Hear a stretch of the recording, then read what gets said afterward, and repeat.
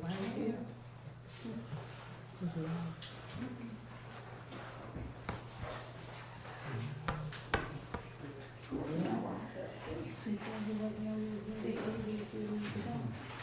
So, did his wife come?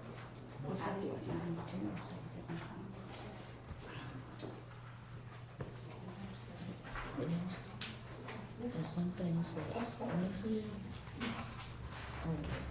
wait a minute.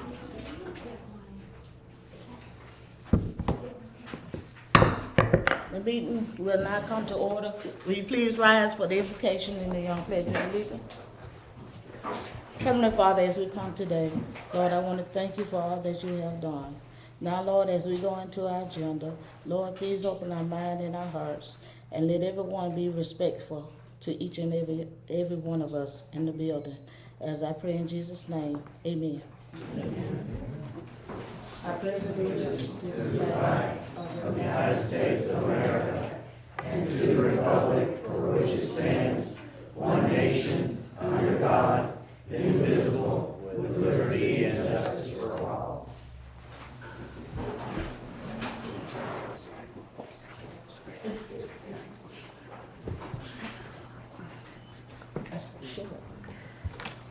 Okay, roll call. Councilman Robert Gamsby. Present. Councilwoman Cheryl McCall. Present. Vice Mayor Nicole Williams. Present. Mayor Tanja Brown is here. Number 3, add, delete, or amend anything to this agenda. Right, Mayor Brown, I'd like to make an addition to the agenda. Okay. Under new business for item G, I'd like to add the request from the sheriff's office.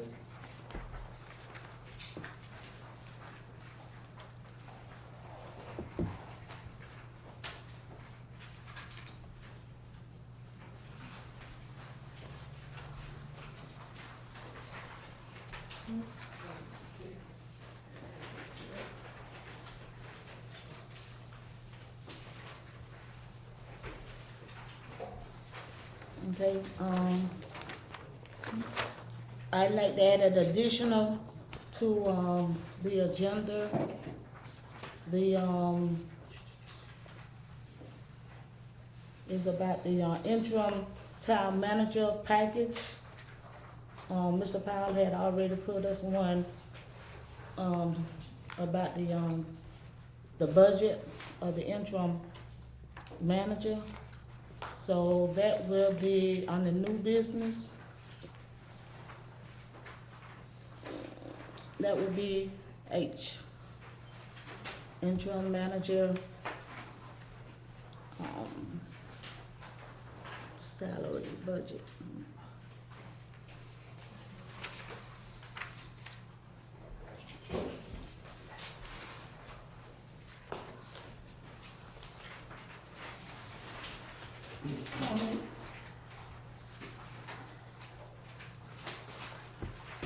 Okay, any more, additional, deletion to the agenda? And what am I doing? This one? I don't add that to agenda if I'm speaking on things on Okay. Right. You have to vote on the additions. Hmm? You have to vote on the additions. Okay. I make a motion that we vote to add the additions just mentioned. Can I hear a second? I second the motion. Okay, he has, any discussion?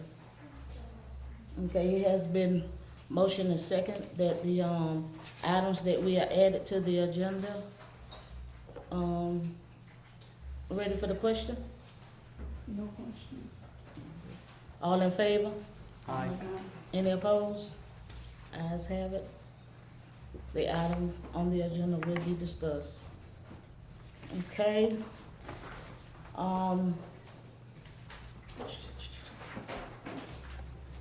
Comments from the floor. Any, residents have any comments? You can do so at this time. You have 5 minutes. You want to call, Mr. Oh, wait a minute, I'm sorry. Back it up, let me back it up. I'm sorry. Thank you. Consent document, the consent doc. Okay, all items, trying to see this, all items considered by one motion unless removed from the docket by any member of the council. Approve, number one, approve of the minutes, April the 24th, 2025, and number two, accounts payable received. I have an addition to the minutes. Is that where this would come in? For the old minutes. Of the, on 20, of the, yeah, April 24th. Mm-hmm. So, one thing I would like to add to those minutes, just to clarify for the public, and I wasn't gonna do this, but after a phone call, I decided to go ahead and do this. If y'all remember on the minutes and at the meeting, it was made to look like Tanja Brown broke the charter. However, I wanted to point out in an email from our attorney, dated the day before, it states, it would normally also include acquainting the new members with procedures and transferring authority from the outgoing members. It would normally include that. And she says, I can announce the documents included in the binders I provided. So since it was normally there, but it shouldn't be because there were no outgoing members, I would just like to reflect in the minutes that the charter was not broken and she did not go against the attorney's counsel. Okay. Thank you. Any more discussion on that? Okay, can I get a motion on that, please, to accept the approval of the minutes of April 24th, 2025, and the accounts payable received? I motion to accept the minutes and the account receivables. I second the motion. Okay, it has been motion and second that we accept the approval of the minutes of April 24, 2025, and the accounts payable received. Ready for the question? No question. All in favor? Aye. Any opposers? Okay, ayes have it. Okay, now, citizens from the floor, input. We have 5 minutes. Yes, Yes, one thing that, has come. you can come to the podium. You need to state your name and address. Tell us your name and Thank you, address. Madam And state your name and address, John please. Warner, and I live right here in White Springs. A question that's come to my mind is that there is someone who is videotaping this thing, and I believe he is being paid by the town. And he did the last meeting. I can't find anywhere in the town where that video has been, put out for everyone to see. That's one question. And another question,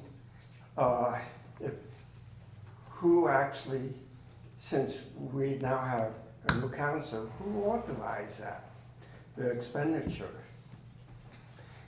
So, and then why isn't, if he is being paid, why don't we see it out on the town webpage? Okay, your first question, we don't have a clerk right now to take our minutes for us. So he's recording and audio taping us for our minutes, because we have to get somebody else to type up our minutes for us. And he is getting paid $45 an hour, but Mr. Powell is handling that for us. Okay, but is that video also being sent out so the public can view it? No, we haven't gotten that far yet. I have not gotten the first flash drive, but as soon as we get everything organized, we'll try to put it out there for you. That would be much appreciated. I think that's all I have right now. Okay, Thank you very you. much. Anybody else?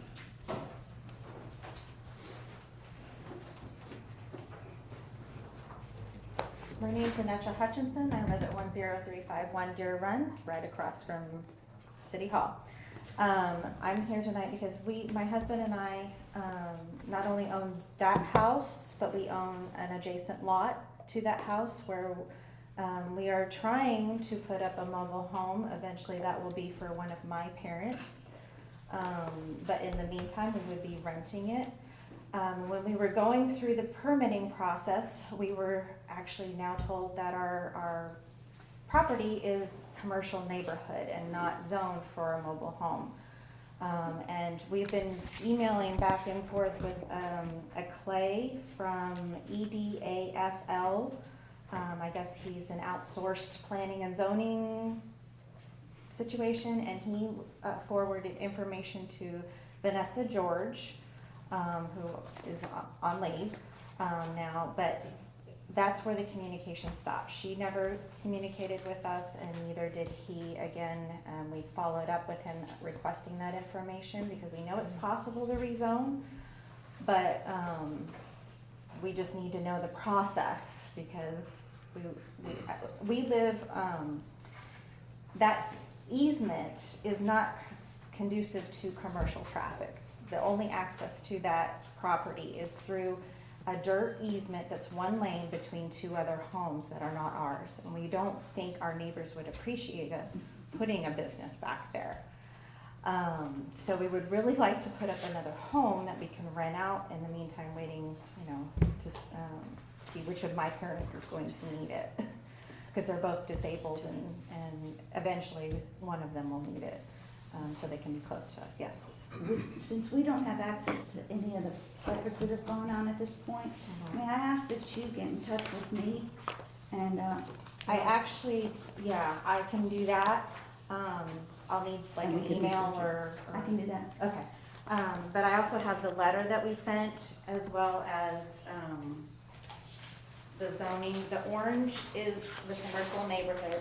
So in that property is, within that commercial neighborhood property are other homes. There's a church, there's an apartment building, but there's no businesses. So we just feel like it would fit the neighborhood better if we were rezoned into residential so that we could put a mobile home there. So, but I have the letter that I can provide to all of you Okay. and the zoning map that we did. Almost so we can get on the right path. Okay, thank you so much. Thank you.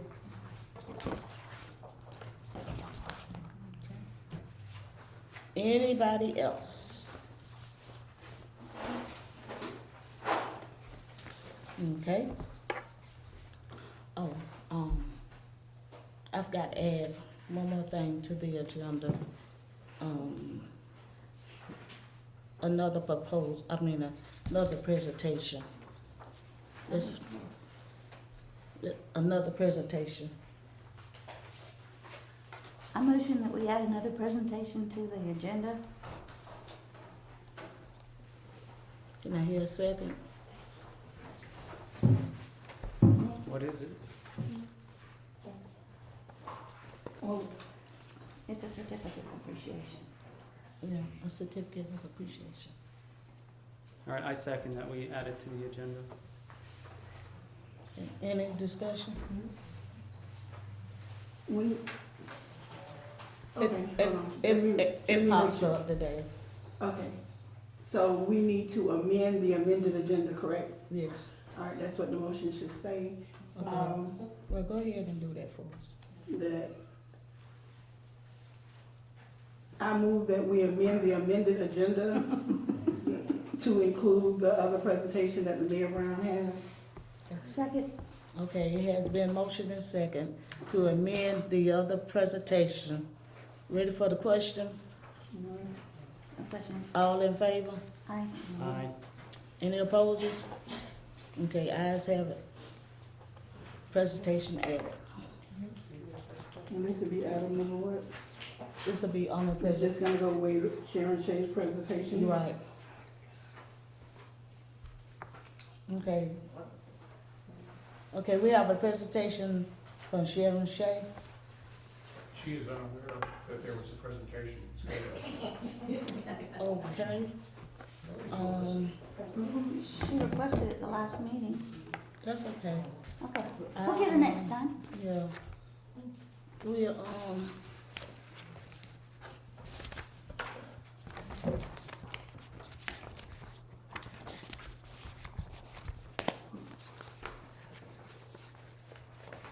Is that the one you were talking about? no. Mm-mm. I got it. This is hers right here. Okay, well, we'll get her next time. I got it, okay. Okay, a presentation, another presentation. Is it here? Should be. Raise hand. Yeah, there he is. Oh, okay.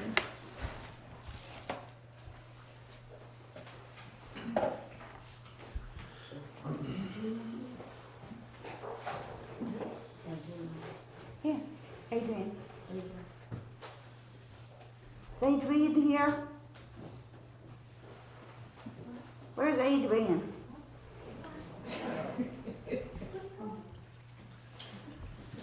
We're gonna do this together. We're gonna do this together? Okay.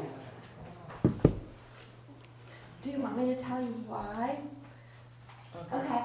Cheryl asked me to be the eyes and ears and recorder for her in a meeting with the council agency. So I met with her to record all the information and take down all the notes. And while we were there, Mr. Powell told us that it was very important for us to keep our town together. Because if we had our town dissolved, one of the most valuable things our town had was a certified water and sewer plant.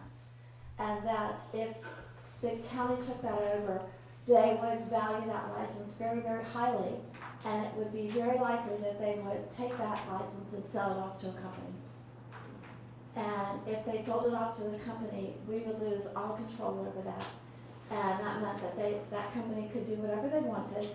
They could increase the rates, they could add huge apartment complexes and many, many, many other things. And he said, so your water and sewer certification with the state is a very valuable asset that your town owns. And he said Ray has done a stupendous job at taking care of all of those things and doing all those things. And so, excuse me. This award goes to, it's a Quality Excellence Award, and it goes to no other than Ray Vaughn.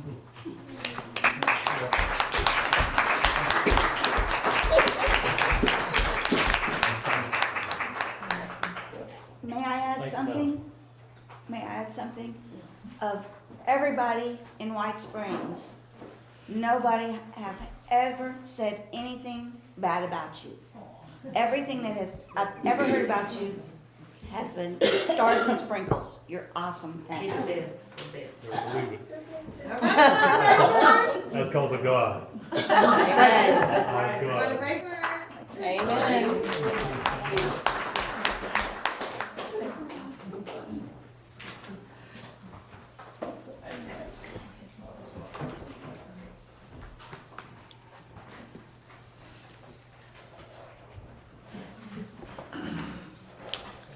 Okay, the next on the agenda is the reports.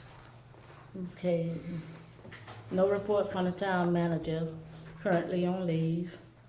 Okay, the next one is utilities director.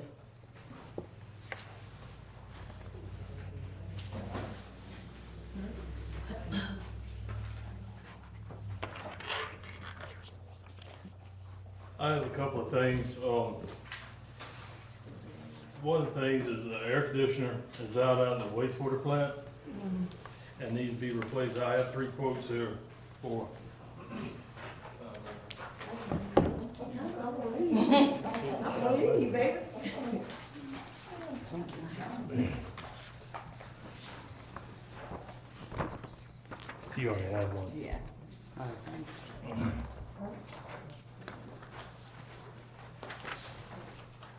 So those are three quotes that, I have from Donnie Skipper, Ace Heating and Air Lake City, and Greens and Jasper.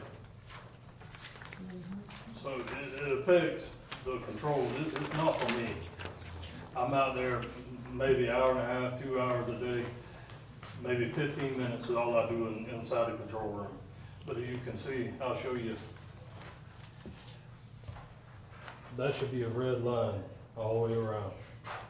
But then on the chart it's just blotting, and that's because it's got too hot. As y'all can see. Okay. And that's where the motor controls are that operates that sewer plant. So eventually you're gonna start having issues with everything getting hot and just shutting down. And it is hot in there. And like I said, it's not for me. It's for the controls that's inside that control room. So that's three quotes right there that I have. Do you have a preference? A what? Preference, which one you want? A preference? No, I will say this, Donnie Skipper, he's been good to the town. You know, I've called him in the morning sometimes, and he came out and repaired whatever was wrong, the issue with the, whether it be the heater or the AC. He's been good to the town, Donnie Skipper has. And he comes out when you need him, He does, and has stuff in stock. yeah. So Ray, out of these three quotes from Mr. Skipper, which do you think would be the best for you and what you need it for? I mean, it's all for split units. Right now, there's a 2-ton that sits on top of the roof. So if you replace that 2-ton, you would have to hire somebody with a crane to set that 2-ton air conditioner off the roof, put a new 2-ton on the roof, so that would be extra. And it's 22 years old, 23 years old, so they can't even find a compressor. All three of them quotes said they couldn't find a compressor for that AC unit. The split unit would do everything that we needed to do. It's inside the control room mounted, and I mean, to save the town money, that would be the best way to go. Just a split unit, just keep everything cool in there. So to understand it, you recommend that the bottom quote on Mr. Skipper's thing? Okay. Because there has been times where the AC went out, town hall, or the heater went out, and he came right out and repaired, you know, made it a priority.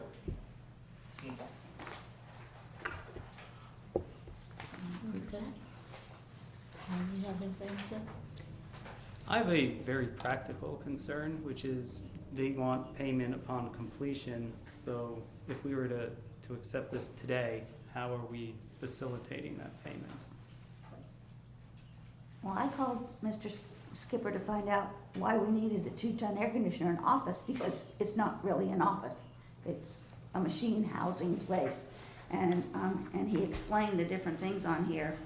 And one of the things is he's got it in stock, and he can do it tomorrow. Okay, so I mean, It'll So be we- paid out of the budget as all the other payments are, that are coming out now. It's not like just because Vanessa and Audrey's not there, that money is gone. It's still there. Mr. Powell is still doing accounts payable and receivable, with the help of Don Shay, so it'll come out of our budget, whichever one that it's assigned to for that. I'm not quite sure which one, but okay, we have the but money would in the this account that can pay for it. It's a 5-year warranty, so and it has to be done. And the sooner we get it done, because it's already been put off almost a month as is. And the longer we put it off, the more trouble we're gonna end up having. And Okay, you're gonna end but up my spending way question more. is, without a town manager or someone delegated a town manager's authority in town hall, can the bookkeeper write a check that you two could then sign that we can hand to them Yes. while this is happening, is what I'm asking? Yes. Yes. Okay. Yeah, I mean, and he's got a good point. I mean, who's gonna pay this guy? I mean, we can't sign checks, because, I mean, I'm not signing checks, No. I'm no more. So it's gotta be y'all or whoever, but Thing about it is, I'm not gonna have somebody come in knowing that they can't be paid because there's not checks being signed or whatever, and I think that's what you're trying to say. Correct, that was just my concern. It's not fair to Donnie Skipper or any of these other vendors. Well, all of the stuff with the bank should be rectified now, because everybody turned in all the information yesterday. And we just waiting on the bank. Yeah, you So probably hopefully- wait on that bank, though. Hopefully tomorrow, It's not gonna be that easy. yeah, hopefully tomorrow we'll hear something from the bank. And it's just not right to have him come in whenever I know that there's no one to pay that invoice or sign checks. You know what I'm saying? Mm-hmm. It's not right to do him that way. I wouldn't want to be done that way. Well, the banks have signature cards with the authority, so if two of the people on those cards sign that check, and we have are good to vote to do that, then it should be good to go. Okay, from the council, what can I hear? Do we want to approve this? I move that we go ahead and approve Donnie Skipper to install the new mini split 2-ton system for $5,300. I second. Okay, it has been motioned and second that we approve Mr. Donnie Skipper invoice. Ready for the question? All in favor? Aye. Any opposed? No, I in favor, because I didn't say it at the beginning. Not that I'm opposed, but Okay, sometimes I see it in my head and I. all right. Any opposed? Okay, ayes have it. We're going with Donnie Skipper. You're gonna contact them tomorrow if you would like. And hopefully, before 12 o'clock tomorrow, I hear something back from the bank. All right. Okay. All right, then I have another Okay.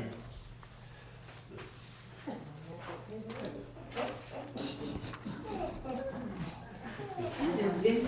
You just turn.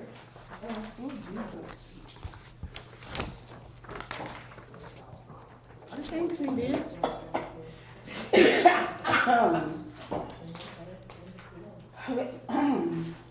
And as you all know, there's a steel plate over 41 in front of bed and breakfast.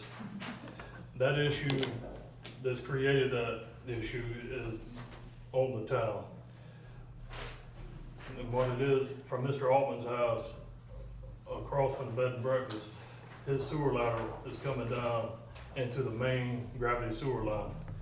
Around his sewer lateral, there's infiltration coming in to the main sewer line, which is causing a sinkhole in 41.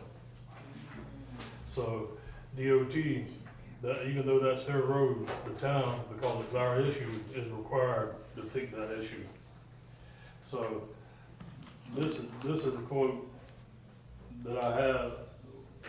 I'm supposed to get another quote for this, but I'm pretty sure this is gonna be the cheapest quote we have. But DOT, I had a meeting with them last Thursday, about that, and they want this issue taken care of because that is their road, and even though it's their road, it's the town's issue, and we're responsible for paying to have the repairs made needed to fix that road. Question, do we have a budget for this, a budget item for this? We're gonna have to talk to Mr. We have to Powell. talk to Mr. Powell about Okay, I this. just didn't know if he knew all that for his. Yeah, we have to take this to Mr. Powell and let him know Okay. what we can do and cannot do. Now, this is just to repair the Yeah, sewer so and, what they would do, they would have to there's about 5 foot of groundwater down there, but they can't repair where that lateral goes into that main without getting that groundwater out there. So they'll set up pumps, and they'll pump that groundwater out, then they'll bring a trench box in, because it's 10 feet deep, and they'll set that trench box and go down. And they'll cut that lateral off, put a band around the main sewer line, and then come up with another lateral for Mr. Altman. And then they've got to put a portable flow back in there and fill that void that's causing that sinkhole, and then repave. And also, it will also pay for the MOT that will have to be set up, the detour traffic, because this is gonna be like a 3-day process.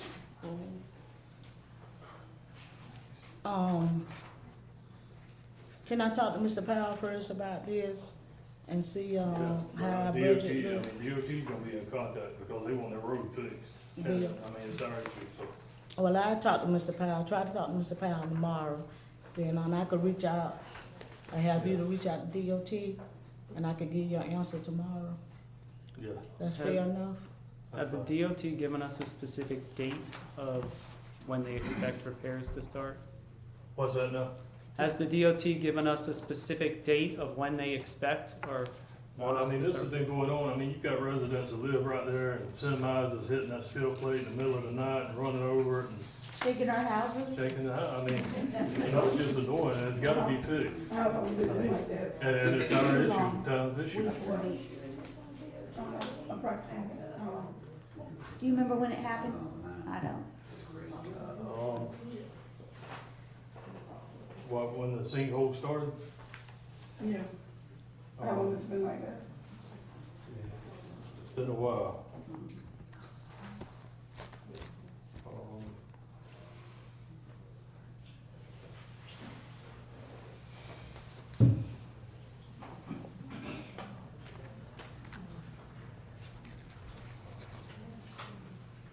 If you'd asked me something about hunting, I could tell you exactly. When does hunting season start, right? Give me Just a ballpark is good.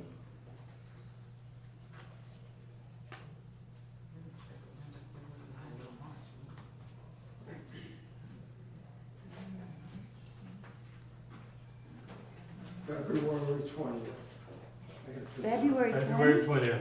Yeah. Oh. February 20th. Yeah. Yeah, So what- and you can see that, So why has it taken so long to, Well, get the estimate and get all this stuff? The core samples you said took so long. for, The core Well, samples. Yeah. Yeah, since it's been going since February. but first of all, we had to find out what the issue was causing it. I mean, it could have been just a sinkhole. So we had, Lake City come over and they, the TV, the line, and you could see where the infiltration was coming around the sewer line. And they also, DOT paid for them to do a test to take core samples of how big the void was and how far out it was. So, You said that took I a mean, long just time for test the and waiting on results. to get the core samples back and, Okay. And you said they did give you a date or they didn't give you a deadline date? they went up Did they give you a date as to when they expect us? tomorrow. They want a date No. tomorrow? Yes, I mean, they want their road fixed. I understand. Yeah, I understand that, I do I too, mean, I'm I tired of told going them process. Thursday we had a meeting tonight, and I would bring it for the council, and, I mean, it's up to y'all. Okay, Ms. Leslie, how do we need to just go ahead and vote on this, or do we need to, how should we move forward with this situation? Because of the amount, and Does anybody know if the budget has any contingency funds available in it? maybe, I looked at the budget, I only saw a sewer repair fund for 30,000. I did not see anything over that. Okay. Mr. Powell wasn't here today? No. No. You'd have to vote today, so if you want it repaired before the next meeting, or you'd have to hold another meeting if you want to talk to Mr. Powell, and then come back and hold another meeting, a special meeting on it. Otherwise, you could do a vote for a motion to approve it, provided that Mr. Powell acknowledges that the funds are available. So from a procurement standpoint, do we need to get an additional 2 estimates before we can move forward with voting on this? Unless it gets voted on as an emergency, but it's been months at this point. Right, but it's listed as an emergency sewer repair. It sounds like this is maybe the first opportunity that all the findings have been provided in order to make this estimate, is what I'm hearing. I'm not an expert in sewer repair, but it is listed as an emergency sewer repair. So it would constitute an emergency. Ray can get at least one more bid, right? And we could do a contingency basis to approve it contingent on the second bid coming in and being comparable to this. And Mr. Powell acknowledging that the funds are there for this emergency.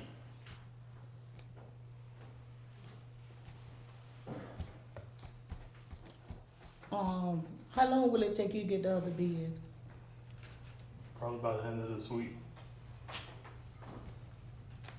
Okay.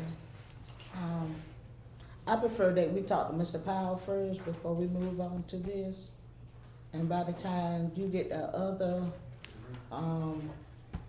invoice on this, I probably have an answer for you probably Monday morning next week. And then we could do a special meeting. We need to do a special meeting just for you to get this done. You said you would have it by the end of the week, you should, Yeah, so go ahead and I should have both of them. make a motion that we I mean, have. this ain't no easy fix. Yeah, I mean, there's not a lot of people that does this. right. So do we go ahead and make a motion to have, to table this until next week and call a special meeting for next week? Yes. You can make a motion to do Would that. that be what's we, that's what we have? I move that we table this item and schedule a meeting for next Tuesday at 6:30. When Ray has the other estimates and we've had a chance to discuss the town's financial situation with Mr. Powell. I second. Okay, it has been motioned and second that we table this item for, Mr. Powell on his behalf of his request of knowing about the money in the budget to see if we could cover this. Ready for the question? All in favor? Aye. Any opposed? Okay, ayes have it. We'll get back with you next week, Tuesday. Okay? That's all I have. Okay, thank you. Thank Ain't y'all glad?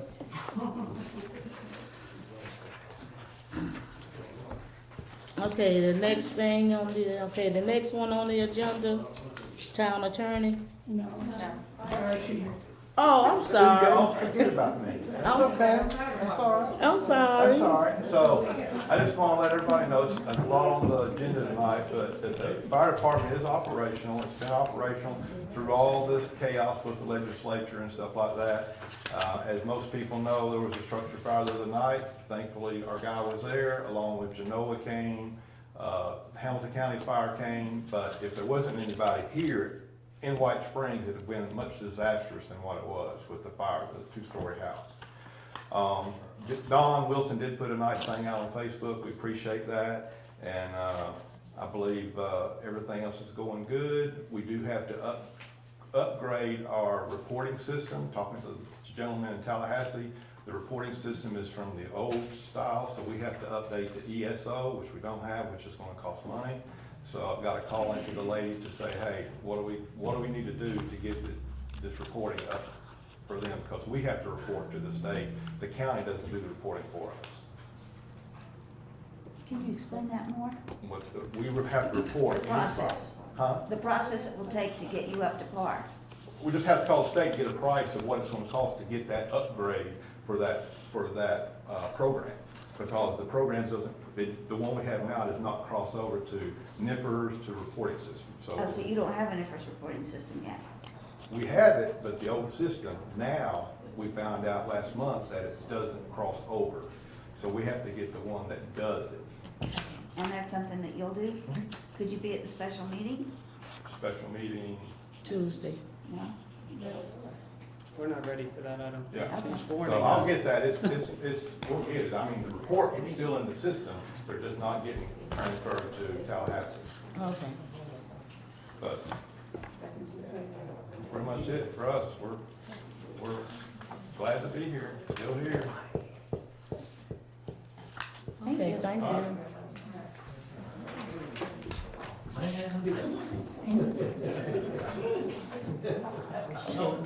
Your turn. Town attorney, I'm sorry.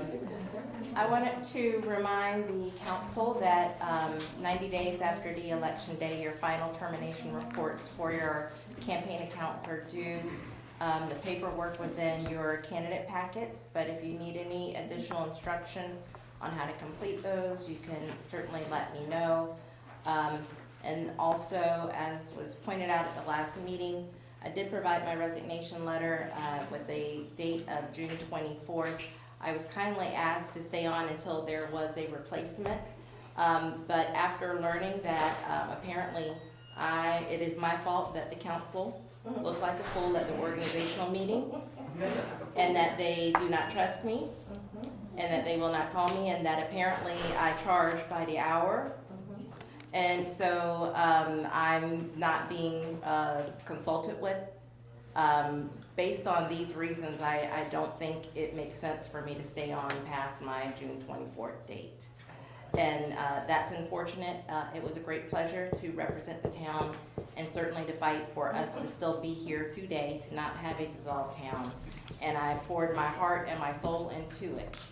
And before we had that bill come before us, my invoices were they averaged $1,729, a total of $20,000 a year. Yes, my time increased greatly once the bill was filed and I had to travel back and forth to Tallahassee. And I stood there and I represented the town and I fought for the town sometimes when I was the only person standing there fighting for the town. Yes. But it has been an honor to represent all of you, and I just wanted to confirm that my last day will be June 24th. Okay. Thank you. You're wonderful. Thanks, we appreciate it. Okay, the next thing on the agenda is council member reports and communication.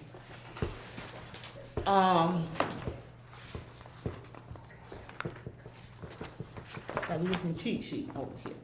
Okay, my report is I have been spoken with Mr. Powell numerous of times, trying to get everything in order and trying to get people bills to be paid, and we talked about some things that was taking too long that should have been taken care of, and one of them was the trim package.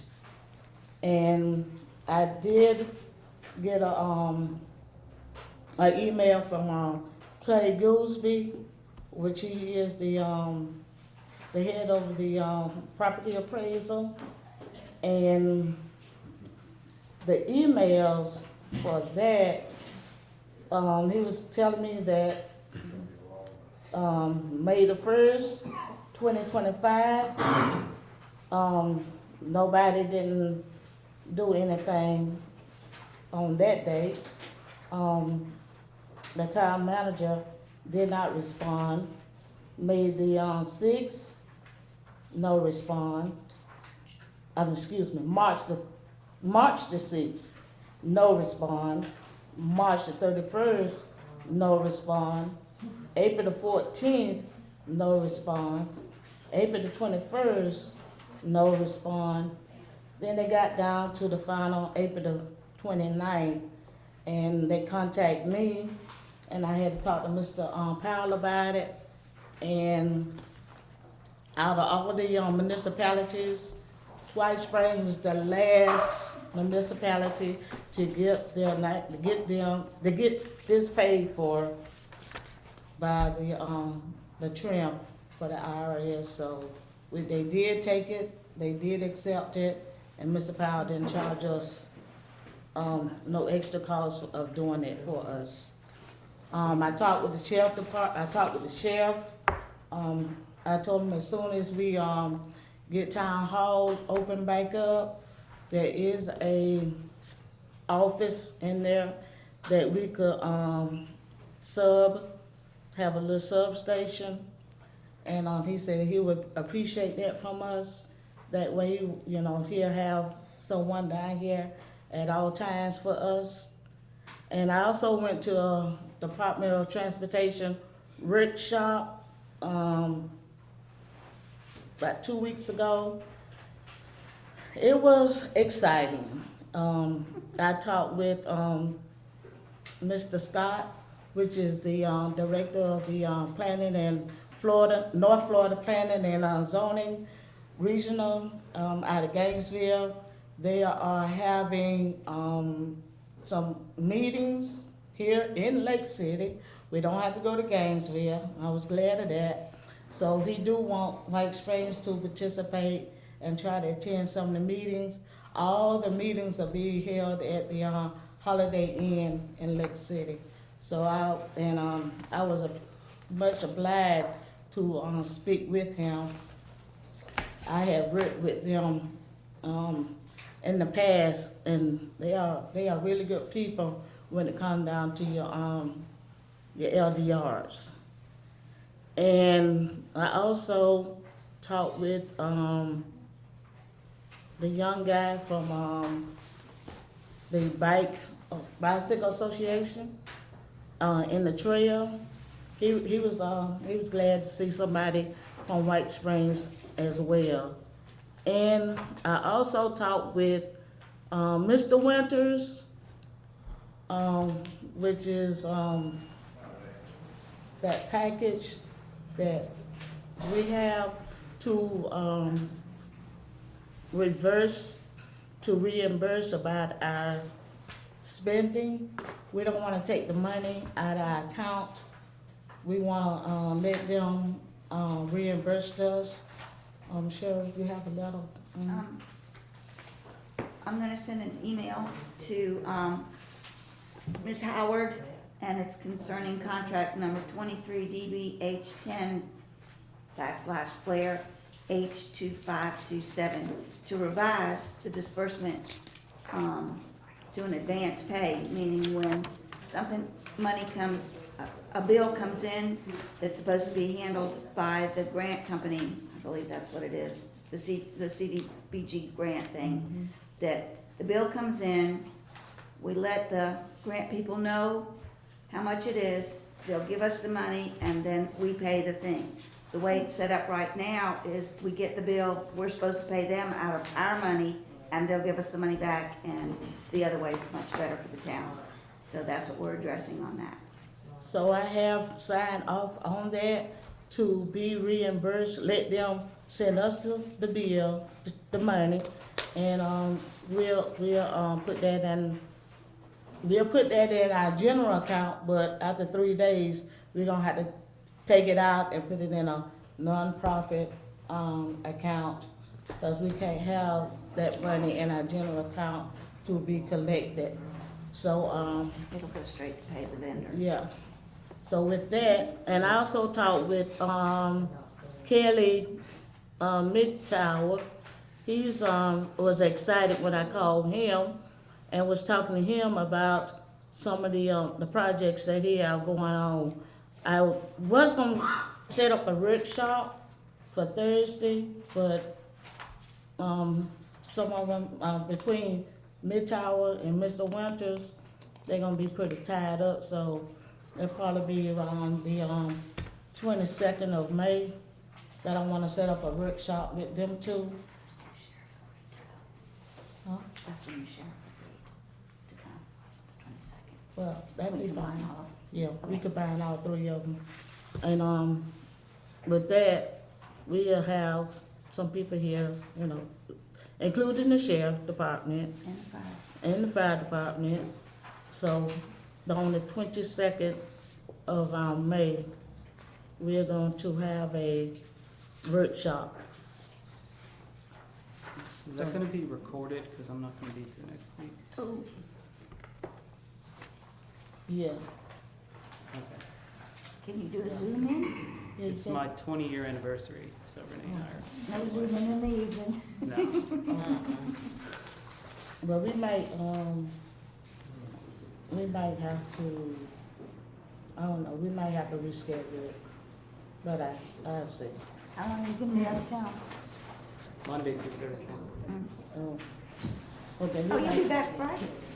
We'll Check on that. check on that. I don't wanna get too far ahead. We don't want you to miss it. Yeah. That's all I have to say. Anybody else? You have anything? Everything that I gave for the meeting is agendaed elsewhere, so. Vice Mayor, you have anything? Well, the only thing I have is I spoke with the sheriff and Henry Land with the fire and Aaron Smith with the EMTs, and they are excited about coming in and joining a workshop and seeing what we can work out to get everybody back in White Springs. So the workshop would be great for that. Then the other thing that I found out was looking into the mold situation, because we definitely want to get back into town hall. And reading the reports, it said it should have been done as soon as possible. The time was of the essence, is the way the report put it. And there were sections of town hall that should have been sealed off with, not cellophane, what's the word? Basically. Yeah, and it has a zipper to let you in and out, and that wasn't done, so we may have to have another report done to see if the mold has spread that way. We're probably gonna have to have a roof inspection and an air conditioning inspection, but again, that will have to be tabled until we get more information and table it to the next meeting, Okay. mold stuff. And then another one that I was given in an email concerning Diamond Acres, and there's seems to be some questions about how that was done. So we are doing more research, and that workshop with Midtower will help on that project as well. Yes. So that'll be tabled. Okay.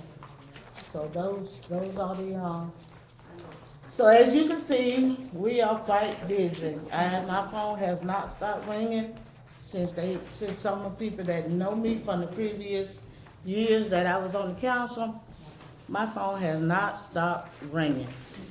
So hopefully we could get everything up and running and get everybody, back to another unity again. Okay, the next thing, old business. Okay, for the old business, the next thing is the letters of intentions and interest for 5th member of council. With that, excuse me, I wanna get through with this, and I can't concentrate when you're mumbling and talking among yourselves. Let's have respect for one another. With the, for the package, well, not the package, for the letter for another council member, we, ask that you, if you're interested, write us a little short letter telling us why you wanna be, on the council, and, give us your name and your address, your age, your sex, and how long you lived in the state of Florida, and how long you, lived in the town of White Springs. So, if anybody interested, or if you know anybody that's want to be the 5th wheel for the council, just ask them to give us a little letter, and we'll read it at the next council meeting. Okay, the next thing on the agenda is the retention cancellation of town manager's contract resolution. Mr. Councilman Robert Gamsby. Hello, everyone. So you probably noticed in our agenda that we have a resolution that's being presented, Resolution 2504. That is a resolution to terminate, let me get the exact wording. Resolution of the Town Council of White Springs, Florida, removing town manager Vanessa George, placing her on paid administrative leave, and providing an effective date. So we've had a tremendous amount of turnover recently within our government. We have a whole new town council. We've recently seen our town secretary has been let go. And we are having our attorney leave very shortly. I think it is time that we consider, as part of all of this change, switching our town manager. As we all know, there has been some challenges in the past with the town. It is not a simple task to unravel what exactly happened. None of us were in the room when that happened. So it would make sense for us to focus on moving the town forward. We have to realize what is important here, which is this. This is the audit. This is what we need to fix to continue on as a town. It's not going to be possible for us to concentrate on fixing what needs to be done if we are getting dragged through a lengthy and expensive legal process. We need to set up workshops. These workshops need to be for enabling us on running this town. We need to set up workshops to create a strategy for the next 6 months, for the next 12 months, and then once that's implemented, probably for the next 5 years and 10 years. If we are just constantly dragged back into the past, we're gonna be in a situation where we're here in 3 years talking about how we got nothing done because of stuff that happened before us, and we can't get caught in that. So I am proposing that we terminate Vanessa without cause. So let me explain what that means exactly, because it's pretty complicated. When we terminate her without clause, there will have to be a vote tonight on the resolution. If we get 3 votes to pass the resolution, she will be put on administrative leave until our next meeting. She will be paid during this administrative leave and get her full benefits. There will then be another vote at the next meeting. With 4 votes, that resolution will pass. She will be put on administrative leave for another 30 days, which is per her contract. And once the resolution of that 30 days, she will get her severance package. Her severance package, which we had calculated by Mr. Powell and you saw floating around in the beginning, includes 20 weeks of pay, which amounts to $25,961.60. So regardless of whether we terminate her for cause or without cause, she will get her accrued sick leave and her annual leave. So those numbers are not up for debate. That is in her contract. I sent her contract to a lawyer from the League of Cities. He said there is nothing in that contract that is unenforceable. Those numbers were generated by Mr. Powell. So they come to $7,788 each for a total of $41,537.60.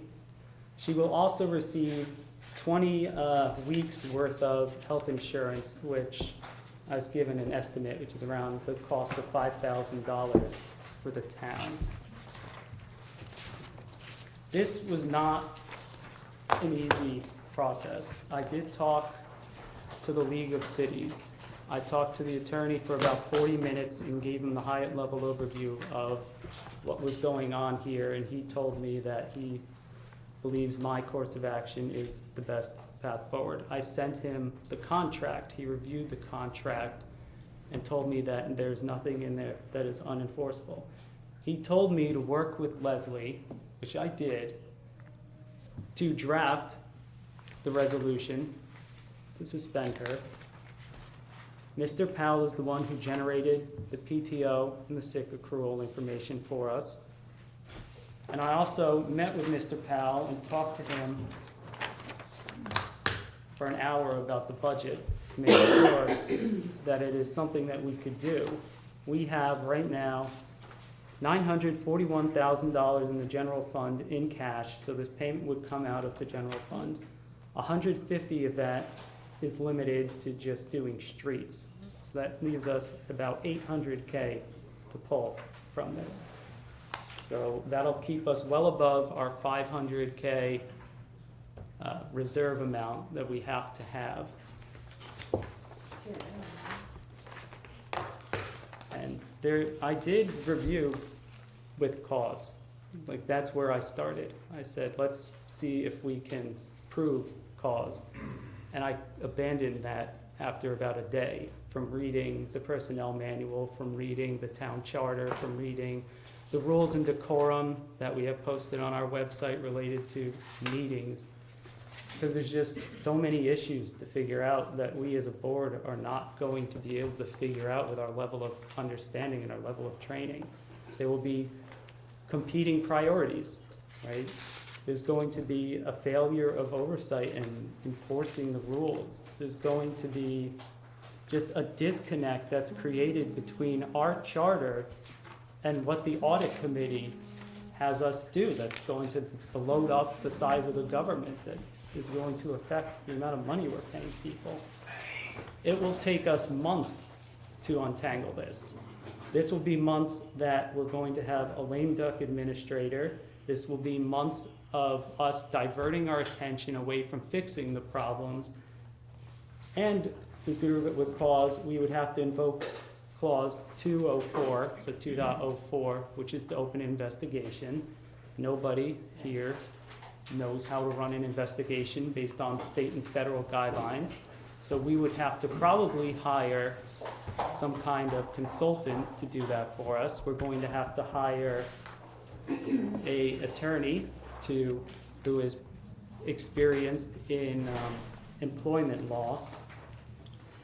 And at the end of the day, we could just come out with nothing. We could come out and say, okay, well, now we just have to put it through without cause anyway, and we just wasted 2 months. And at the end of the day, if we were to just throw out the process out the window and say, okay, well, let's just get rid of her now for cause and write a resolution for that without proving it. The time to prove cause is before the resolution, not after. She could just take us to court and sue us. And then we're going to be stuck in months of litigation. So this, to me, was not a political decision. This was not an emotional decision. This was a decision purely based on contract law and on employment law. Okay, I have a question for you, Mr. Gamsby. When you presented this to, what was the name of the attorney? Mitchell Harrington, right? Mitchell Harrington, Mitchell J. Harrington. That was I Herring. sent him, Herring with oh, the- Herring, yes, like the fish. Herring or Harrington? Herring. Herring. Here. H-E-R-R-I-N-G. Okay. Yeah. And when you presented both sides to him, what was the points you gave him for with cause and what was the points without cause? The points with cause would be that we're having issues with filling, getting town hall running right now. The with cause, so that's the problem, because like a lot of the stuff I'm coming up with that I would think that we could give her, it's not great, right? It's not clear. Like, if there was a town hall meeting where she was mean to somebody, I don't know, let's just say that, there are rules in our personnel manual that say she's supposed to be censured by the sitting council if that happens during the meeting. We can't go back in time and say, we didn't like the way you talked to this person, therefore we're going to fire you, right? Like, if you look at the worst stuff that came out from the state, she's not a voting member of the board. She didn't vote for the permits for the gambling establishments. She didn't vote for the armed guards to come wand people. It was her job to present it all to the council. She's an And she advisor. brought not such good stuff to the council. And they say no. If somebody comes up to me and says, I want gambling permits, her I'm gonna job. tell them to get out. Wait a minute, wait a minute, Okay. hold on. Okay, my thing is, let me see how I would put this. If we are going to do without cause, then we have all of this money that we have to pay out. if we terminate with cause, there are things that have been done that we can terminate her with cause, that we would not have to pay that and just pay her the, $15,000 for her insurance and whatever else that was. Not in color. With, okay, it says, in her contract, it says, George agrees to perform and undertake all such duties and responsibilities and to exercise all powers faithfully, industrially, and to the best of her ability, all in a professional and competent manner that reflects positively upon the town and the council. Point 1. Okay. It says also that George gave, okay, that's something different. Termination for cause, the council may, in accordance with its powers under section 3.04 of the charter, for good cause shown, terminate the employment of George as the manager. In the event of George's employment as the manager is terminated for a cause, the town should not pay severance pay described under subsection A1 or pay for the continuation of health insurance described under subsection A4 hereof. The term for good cause shown shall include, but not be limited to, all behaviors constituting misconduct as the term is defined in Florida statute section 443.036-29. Gross negligence in the handling of the town affairs, willful violation of the provisions of law, willful disregard of a direct order, demand, or policy of the council, conduct unbecoming of a public employee, illegal or habitual alcohol or drug abuse, conviction of a felony, conviction of crime. Okay, the rest of that does not apply to her. But some of this does apply, that we can terminate her with cause. Okay, rather than asking me. Let me finish, please. Let her And then you'll finish. be able to have your conversation with Let her the finish, discussion. please. Now, when Ms. George left, okay, then it was section 7 of her contract. Well, I'm not even gonna get in that part. We're just gonna do with the termination for cause. When Ms. George left, it said, when the town manager takes a leave of absence, she was supposed to designate someone to take over. Ms. George did not do that, first thing, which is why everything is running the way it is. Had she appointed someone to take over her duties in her absence, then all of this stuff that everybody's trying to cover over and to do, we would not, it had already been done because somebody would be there to make sure the papers are done, the bank things are done, the checks are paid, the accounts are paid, and anything else that had to be done, as well as the agendas being done and prepared. Okay, that's my point, and that's the second point. This other one would be, when she left also, her letter said that, in her letter, she stated that she was taking a leave of absence because of a hostile work environment. She had not worked with us as a council. The things that we did and said previously to being elected, we did as citizens, which was our God-given right. We can complain about her, we can make, whatever we did as citizens, not as a council. When she wrote that letter, we was only on the council 4 days and none of us had worked with her to make it a hostile work environment. Hostile work environment says it is a harassment. We have not harassed her as a council. Okay, that was my other point. Then she left the town in a way that it has not been able to function. None of the duties have been able to be performed. These are all terms to cause. These are all things that we can terminate her for with cause. That would still save us $40-some thousand that we really don't need to be spending because of all these other expenditures that we have that are coming up. Okay. So I'm not understanding, if you really read her contract and went through just the things that have happened since April the 24th, when we were on the council, not going previously to the other council. Because in that case, you have the misconduct, where she cut up in meetings, yelled at citizens, but we're not trying to go to that point. I'm just saying what has happened in the past 3 weeks we've been on the council. The letter did not fit the situation. She can take her leave of absence, but the reason she says she's leaving did not apply to us because we have not created a hostile work environment for her. Because we have not worked with her as a council, okay? Then when she left, she did not appoint anybody. Even in her letter, which in her letter, she was supposed to appoint a designated officer to take her place and handle her business in her absence. She was out 2 weeks so far. The letter didn't say how long she was gonna be gone. She wasn't here last week, she wasn't here this week. So she's been gone X amount of days without anybody being in charge.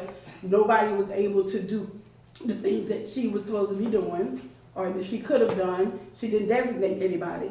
So you left us where we were not able to run in an efficient manner. Those are all terms for termination with cause, without having to go into depth of anything. This is stuff that can be proven and seen in the past 10 days. So me personally, I don't feel comfortable doing her a termination without cause because we have a cause to terminate her. Okay, are you finished? Yes, ma'am, I'm done. Mr. Gamsby? So, there's like 30 points in there, I'll try to address them. We, as the council, in her failure to appoint somebody, could have appointed somebody. We had an emergency meeting immediately where that was even brought up. And you know why we didn't? Because the charter doesn't define who an officer is. We don't know who to appoint in her stead because the charter is too vague. She took a leave, yes. The way that our handbook is written, when her leave is over, she can come back, fill out a form and submit it, and if that form is not deemed valid, removal is not the penalty. The penalty is to not be paid her sick leave that she used for it. So that is not cause. And that's the problem with trying to go line by line on this to do causes. We can just go back and forth, and Vanessa's right there if she wants to tell us what her reasons were for stepping away for 2 weeks. Okay, hold on. I definitely Hold can tell you, but I just never. hold on, wait, hold on. But the thing, Hold on. Robert, I give you a chance to speak. Hold on for a second. is, okay. You said that the way, okay, the things that you're saying, you're making the excuses. Okay, we didn't know who to appoint. You may not know what the officer is, but we know who the officer was. And when we tried to get you, you had so much to say about appointing Cynthia to take over the daily duties, which was our right. We could have appointed anybody. The officers are the ones who work there. And I mean, it's not that vague that you don't know. You know who works in this office. You know Cynthia is there. You know Don Shea Brown is there. Miss Audrey is gone. Vanessa took a leave of absence. When she left, one of those two, or even Ray, because he's an employee also, could have been named the person to take over in her absence. That doesn't take rocket science to figure that out. That could have been done. She did not do that. She delegated not to do that. Her reasons, I don't know. She'll get a chance to explain it in a minute, but this is black and white, and this is the cause for termination, and these points can be proven. Okay, are you through? I'm done, yes. Can you have any more to say? So when we were talking at that emergency meeting about appointing Cynthia, that was as promoting her to an intern town clerk. That was not talking about delegating Vanessa's responsibilities to her. So that is an irrelevant point. My point is we could have done that ourselves, and we chose not to. No. Okay, you chose not You to. chose. I didn't think we could. Hold on. But this is the problem. We need to have a very organized review of this information. We cannot just throw spaghetti against the wall and hope something sticks. We have to do this in a systemic way that will take a long time, that will have to be reviewed by lawyers because they're going to tear it apart. And at the end of the day, we could just end up getting sued if we do it poorly. And that is the hazard. We could spend $50,000 proving cause to fire her to save the town $25,000, and then just get sued at the end of the day anyway. Not 2541. No, because we have to pay, Well, with yeah, or without but still- cause, we're But you paying still have to pay her insurance. 15 whatever. You pay for her leave, you pay her salary 20 weeks, and you still have to pay her insurance. I mean,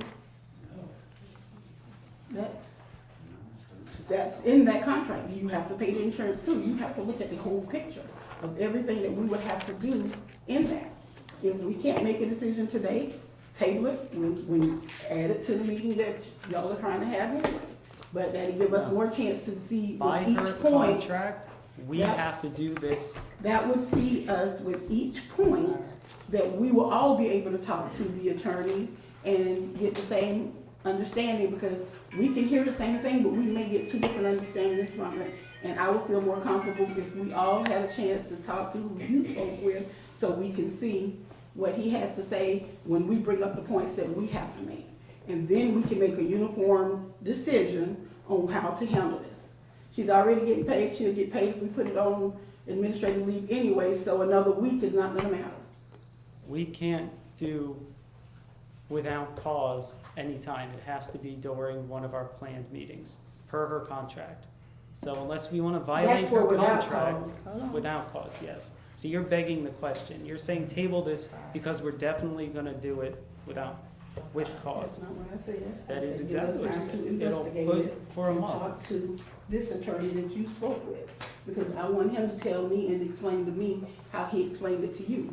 He can tell you, but he didn't tell the rest of us. He didn't send all of us a letter stating whatever conversation that you had. You're the only one privileged to that conversation with him. The rest of us are not. So I'm saying all of us need to know the same thing. It's just that simple. We need to know, and if we have questions, we should be able to ask the attorney the question too, because none of us think so. Everybody thinks in their own different way, and she may have a question that you didn't ask. Tanja may have a question that you didn't ask. I may have several questions that you didn't ask, because we see things from different points of view. And in order to do it and make it where it is the least amount of liability on the town, but also in the best interest of the town, we should all have that same conversation with that same attorney. Okay, this has been agendaed for 3 weeks. It was on the special meeting that we had. On the It first got agenda, moved y'all didn't want over. to do it because you It said, should have wait, been wait. our priority looking into this, because we Okay. can't function without a town manager, right? So this is an important first step to moving on. No. Okay, y'all. Hold on for a second. McCall, you have anything to say? I do not. All right, awesome. So I have not been gone for 2 weeks. Actually, the week that I put in my notice was the 23rd of April. So I worked 2 days. So I'm only a part-time employee, so it's a 4-day work week. So if I work 2 days, then I work that week. So last week was the only week that I did not come in. Could you say Now, that I again? can, excuse Wait a me? minute, wait a Could you minute. say it again? Slower. The 23rd of April was the last day that I came in, because I signed checks. So I only didn't come in 2 days, which was last week, because I am a part-time employee. With a 4-day work week, I came in 2 days. So last week I only missed 2 days. Therefore, I did not miss 2 weeks. This week I didn't come in, but I can come in tomorrow or Thursday. Now, tonight, depending on what's going on, I can designate someone to come in, but I've only been gone 2 days, technically. So my leave of absence, and then when you say I left because of a hostile work environment, I don't understand how I've been a thief, I've been corrupt, and I'm crooked that you would like for me to work for you. So that has created a hostile environment, because everybody on this panel has called me everything, all of that. So therefore, that does create a hostile environment. So how do I feel comfortable doing my job when I am a thief, I am corrupt, and I am crooked? And I'm apparently stealing funds from the town of White Springs without any proof, and all the money is there. You can check Mr. Powell. So that does create a hostile work environment. Then when I say you all disregard the charter, on the first meeting, Nicole herself was saying, hey, it read the charter that you all did not go by. So that alone says that y'all would disregard the charter, and my employees was told also that the charter does not matter because we in a time of transition. Because Terminator, okay, if you're done with it, that's good cause. Come on, excuse me. Take care of this. Thank you. Because my employees was met Come on, with y'all. by the mayor. The mayor met with my employees. Now, the town council only handled me, but my employees was met by the mayor. So don't say that I don't have calls because nobody disrupted the charter. People were talking to my employees without me. Now, I've only been gone 2 days. Like I said, depending on tonight, I can still designate someone to come in because I've only been gone 2 days because y'all fail to realize I am not a full-time employee. Now, you can terminate me without cause, but with cause, we're going to court because there's no reason for y'all to fire me with cause because I have not violated anything. You have not shown anything of wrongdoing. I have not been found guilty of anything. So you can fire me without cause and we can go ahead and let this go. But if you want to, we can go to court, and we can go to court all day long. I got lawyers on deck. Now, do I want to take the town of White Springs? I love White Springs. Do I want to take the town of White Springs through the court case? I don't. We could just put me on suspension and be done with me. But if not, then we can go. Because there's no reason for you to fire me with cause. Nothing that y'all ever accused me of has been founded. Even when I had to fire the clerk, it was because of force so we could save the town. And the only way y'all can fire me with is to save the town. Because the legislature said you got to fire me. So go ahead and fire me, which is fine. Because everything you've done has been without cause. I fired the clerk without cause. Not because she done anything wrong. It was because to save the town. So if you want to continue to save the town, I suggest you fire me with cause, because if not, we finna go to court. Without cause, I think is what you meant. Excuse me? I think you meant without cause. Excuse me? I think you meant without cause. Without cause is exactly what I'm saying. Without cause. Because I haven't done anything. Y'all have not proved anything. Y'all have not proved corruption. Y'all accused me and the other council of corruption. But I can tell you several times when y'all violated the charter. So, saying you're going to terminate me with cause ain't it. I have never disrespected anybody in the public. You may not like my tone because I'm telling you the truth, but I have not disrespected anybody.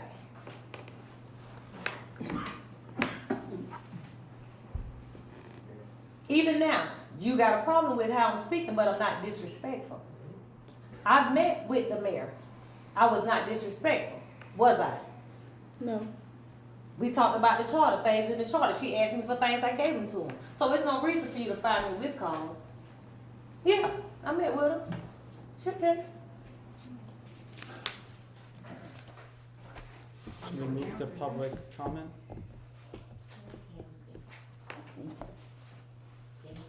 Okay. Excuse me? You met with Mr. Gamsby as well. Oh, I did. I did meet with Mr. Gamsby as well. Okay. Everything y'all asked me, I gave y'all when I was there. You finished? I am. Okay. And any council members have anything else to say? Cause this is personal. That's what this is. No, it's not. Excuse me. No. We're not gonna do that. Never personal. We're not gonna do that. Okay. How do council members, how do y'all feel? I think we should open to public comment, because I'm sure that people have stuff to say about it. Council members, y'all wanna open to the public? You can, it affects them just as much as it affects We us. need to have public comment on it. That's fine. Okay, open up to the public for comments. And if you would like to say something, please come to a podium, state your name and your address. Are we doing 5 minutes? Yes, we give y'all 5 minutes. This will only take a couple of seconds. Okay. Dennis Price, live here in White Springs, 16548 Spring Street. Nikki, let it go. It's best just to let her go. We're gonna create a lot more problems that we don't have time to deal with. Just, I say vote without cause. It's better for the whole town. Okay. Anybody else?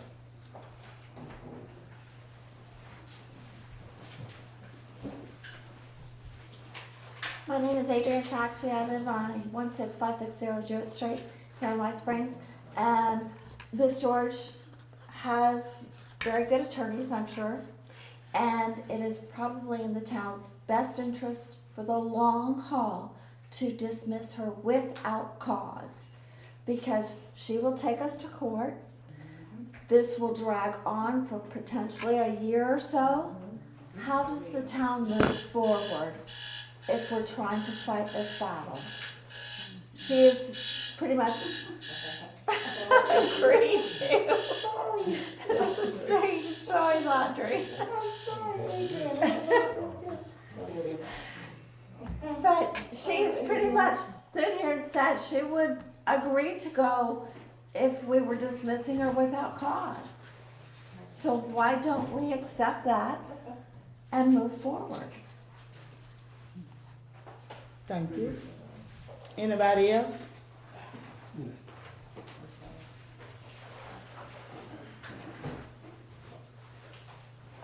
John Warner, 10622 Hendrick Street, White Springs. I agree with her, but as long as she signs the no confrontation clause or something where she can't sue at all, for any reason. That's it. Okay. To sign something that she says she will not sue the town. I'll say that, Nicole. I'm gonna ask everybody out there, if you live here, this is your money, please come express your feelings towards this so we know what you're feeling.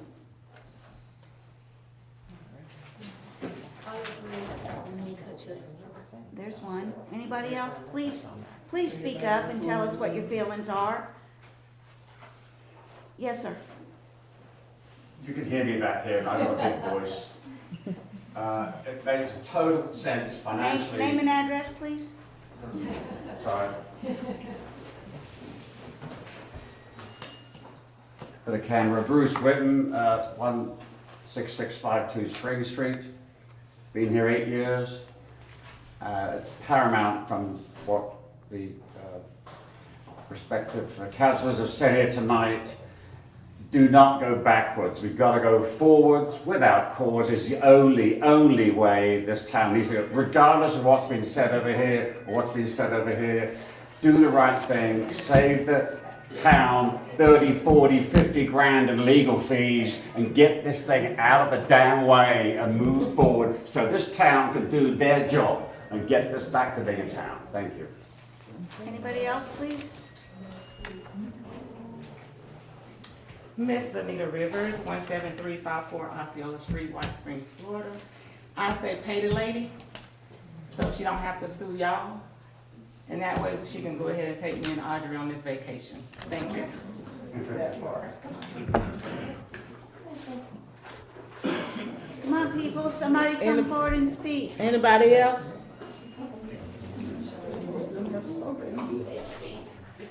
I actually have nothing bad to say about Vanessa, but somebody is on her phone right now. Like she's had somebody on her phone. So I just wanted to make that known, and then also that I think it's best to move forward. So you're for spending the money as well? I'm spending the money and getting this on the road. Because it's going to be way more expensive the other way. Anybody else?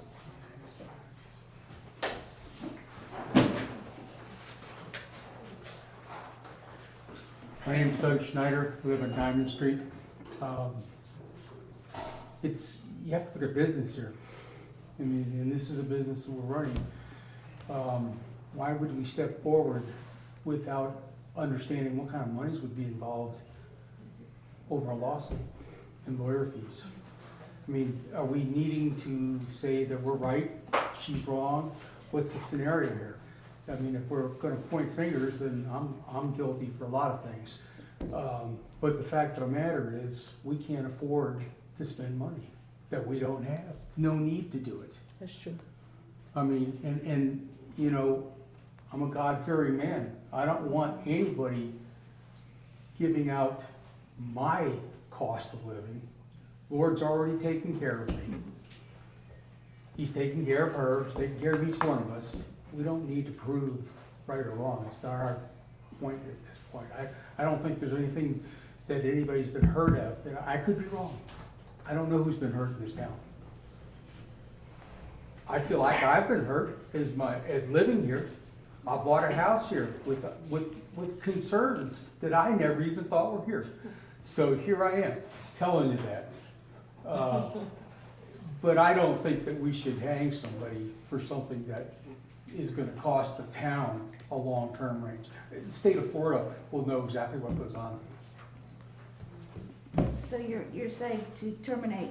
Terminate, and she should not be underneath any kind of conditions. I think that if we're gonna terminate her, she's gonna get her pay. I think that her honest situation should be, she'd not bring a lawsuit up against it at all. And if she did, I would tell you that, that's vengeance, and that needs to come down heavy, and it's not me that's gonna do that. But I don't think she's gonna step out and have a lawsuit if we let her go to take care of her needs. None of us here would want it any other way, if we were in the other person's seat.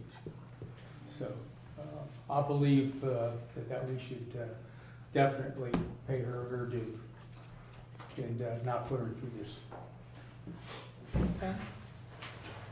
Anybody else? Okay, council, how should we vote? Oh, I'm sorry. Does someone want to make a motion of, So I move to approve resolution number 2025-4, a resolution of the town council of the town of White Springs, Florida, removing town manager Vanessa George, etc. I have a question. Can we put an amendment or an addition or something in there that says that she can never sue us? No. no. I mean, Well, then what good is it? I forgot to mention, but there is a clause in here that she has to give us her town property while she's on tomorrow. She has to give us the passwords, the keys, and her property. Well, the town property. I have a question for Ms. George. So does that mean if we do it this way, then whoever that they hire as the interim, you are going to provide them with what needs to be done? I'm gonna give you the passwords like I'm supposed to, I'm gonna give you the town's equipment. That's all. And what about everything that's working on, that you were That's working on that's not in previously? my contract, so I have all your things right now that I'm obligated to give you, Okay.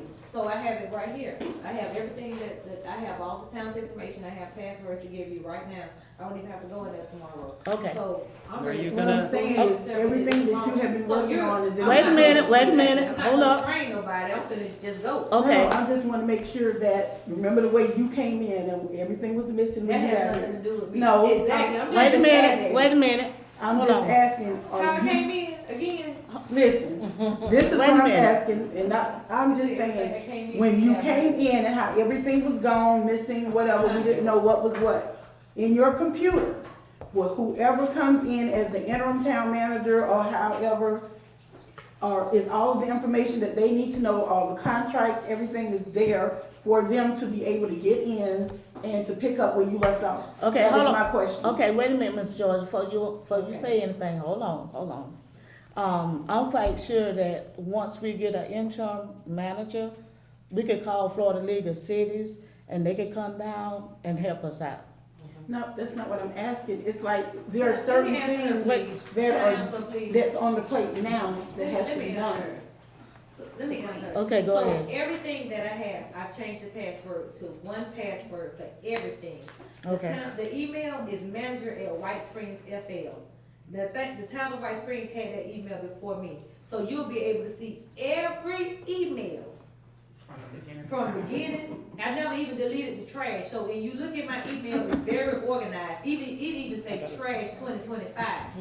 So it's in, like if it's advertisement, Best Buy, it's in the email of trash 2025. You able to go into my email, because I'm very organized, and you able to see every email that I have. Once you get into my computer, everything is filed, because it says Audit 2024, 2023, 2022, 2021, 2020. So everything is in there is filed. Everything that I have done is in an email. Now, on the clerk email, whatever y'all have on hers, that's hers. But whatever I have on mine is, you have access, because you have the email to it. Now, when you get in there, you will see contracts. You will see, it says Mid-Tower. Everything that we've done with Mid-Tower. It will say the rehab project. It'll say the Wi-Fi. It'll say CDBG. Now, most of the CDBG, matter of fact, all the grants, you're gonna have to go into the clerk, because that's the clerk that handles all the grants. But everything else you will find on my computer. I have not deleted anything in my computer, because I'm not that kind of person. I don't do that kind of stuff, regardless of what y'all say. But if you go into my computer, you'll be able to find everything that you want and everything that you need. Okay. The only password I need to change is the password to get into my computer, and it will be, I'll give y'all the password. Everything gonna have the same password. I've already got all my personal effects. I have your computer, and I'll give that to you all right now. This is the laptop, the chargers at the office, and here go them keys to this car that y'all gave me that I'm supposed to have. That's the keys to the car that the town supposed to have given me, the town car that y'all said I had. So y'all have every piece of property that I got from the town of White Springs. I didn't know we brought a car. Okay. You didn't. All right.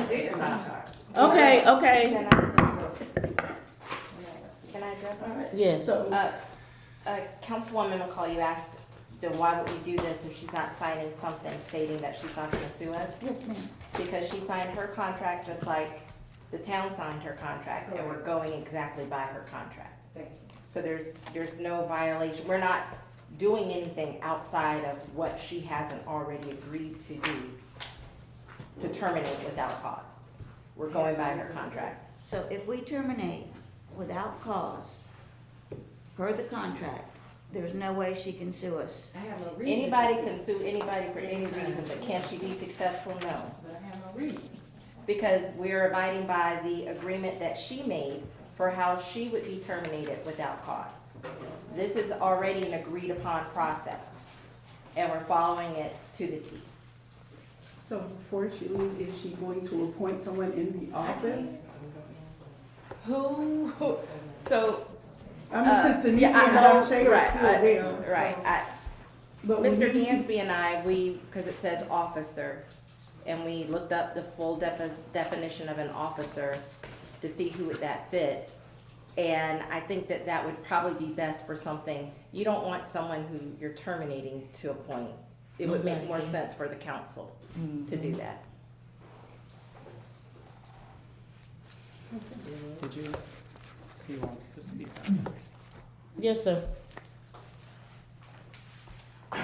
Good afternoon. Good afternoon. I'm in Udell, 16514 Collins Street, White Springs, Florida. I recommend you pass this resolution because whatever case you had, you just blew it because you just went through the whole process of arbitrating this case in public. And according to the 14th Amendment, now you have a firing looking for a cause, and she will certainly win. Thank you. Okay. Can I get a motion to accept the resolution? I did, and then we got sidetracked. Yeah. I move to accept Town Council Resolution Number 2025-4, a resolution of the Town Council of the Town of White Springs, Florida, removing Town Manager Vanessa George, etc. Second motion. Okay, it has been motion and second that we accept the resolution of the town manager number 2025. Ready for the question? All in favor? Aye. Any opposes? Okay, ayes have it. Motion carried. No, I think we want to talk about the posting. the intern. We should talk about hiring an interim town manager. Hold on. Should we set up No. a special Wait a meeting? minute. Okay, we do, okay, next thing on the agenda is the interim town clerk.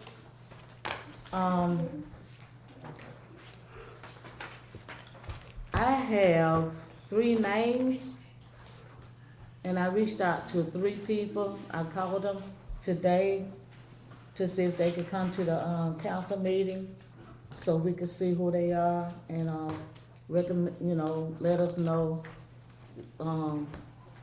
what they're, entitled for. One of them was, Miss Stacy White. I called her and left her a message. Miss Shirley Aldrich, I called her. She responded back. She would have been here, but she has some personal issues going on right now. And the other person is Miss Cynthia Rendell. I also called her and left her a message. So, those are the 3 names that I have that was interested in the, interim town clerk. So besides Shirley, did the other 2, are they here? No. A resident, Coretta Ford, had put it out on Facebook, and they responded to her Facebook, and she gave me their name and number. So I left a message, and I asked them to be here tonight, but no response. So, Should we, well, should we be hiring a town clerk before we hire a town manager? Because realistically, the way the town is structured is the town manager is our primary point of contact. It's the person who's supposed to be feeding us whatever we want from town hall, and that's the person who is supposed to be managing the day-to-day business of town hall. Okay. So it should, in theory, be the town manager. That should be our priority right now, is getting a new town manager. wait a minute. On that note, I understand what you're saying, but the reason we're trying to get a town clerk in, we don't have nobody take the minutes for us. So we're trying to push that so we can get someone in to do our minutes. But we have a path forward with the manager in transition program of the Florida League of Cities that can streamline our access to a new interim town manager. And then once we get this new interim town manager, we can start parallel paths where we do an RFP for the town attorney while they search for a town clerk. And then we can start setting up workshops, like the workshops you wanted with the Florida League for the enablement, in parallel to the other stuff that's going on. But So did any of you all hear back from Florida League of Cities? Because I remember in that meeting before, yes, so Mr. Townsend or somebody was saying that they had people interested in the interim town manager position? I heard back that there are 6 interested, 2 very interested, and they're waiting on an employment package. there's somebody, What is that was And that's part the of only our thing packet holding that that was up, right? submitted.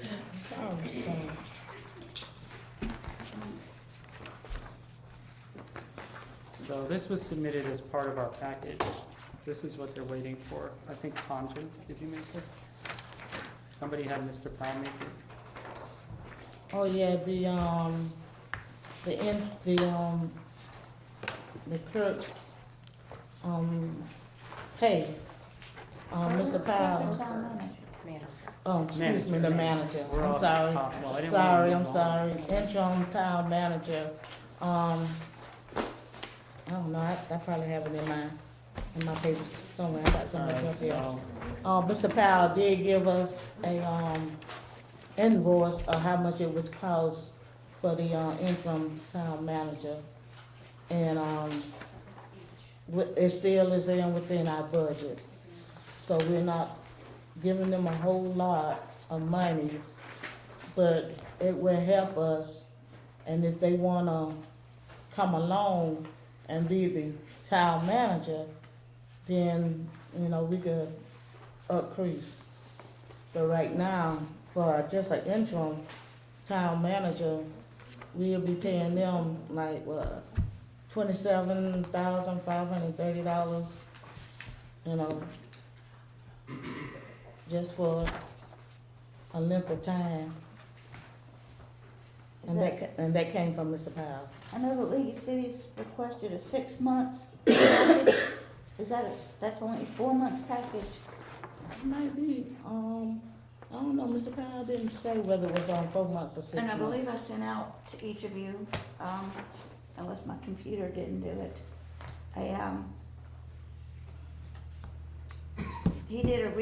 the gentleman at FLC that I spoke with did a research on small town managers, compensation package, that's the word. And I think I sent that out to each of you, and if we could get together on that,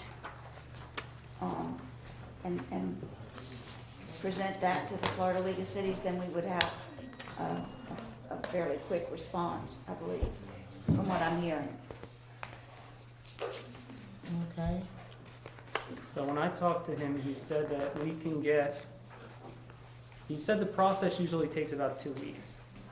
He said it can be expedited if needed. He said he has 8 to 10 people waiting for us to approve a package to send to them. Who is he? I think his name was Rick. I'd have to go home and look it up. He works for the City County Managers Association. Through the Florida League or somebody Through the else? Florida League. Florida League. Yeah. I talked to him, I think it was on Monday. So we can approve this package, we can send it to him, they can send us resumes.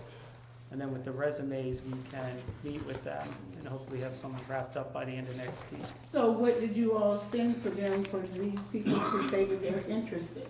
Nothing. We have to send them something. Are we going, well, I know we have to do the RFPs, so is that not what we need to be doing now? Voting to do those, to advertise for this position, the correct way? Okay, let me say this. I've reached out to Allison Payne, and she already know our situation. So she gave me this man, I think it's Mr. Ryan. Mark Ryan gave me his phone number, and she told me that he had 2 people. He had 6 that was managers to different towns and cities. Now they are retired. So it's only but 2 out of those 6 that responded. That were serious. Right. So we have not yet got back to talk with neither one of them, and to see how far, because I think both of them is a pretty good distance from us. So we have to make sure that they want to come and stay here in White Springs, and we have to make sure that we accommodate them with all the necessary needs of an interim town manager, and see how long they want to stay. So we have to get everything in order before we ask them to come out and see if they want to represent us or not. Did that sound like they needed housing included in this? No, Yes. ma'am.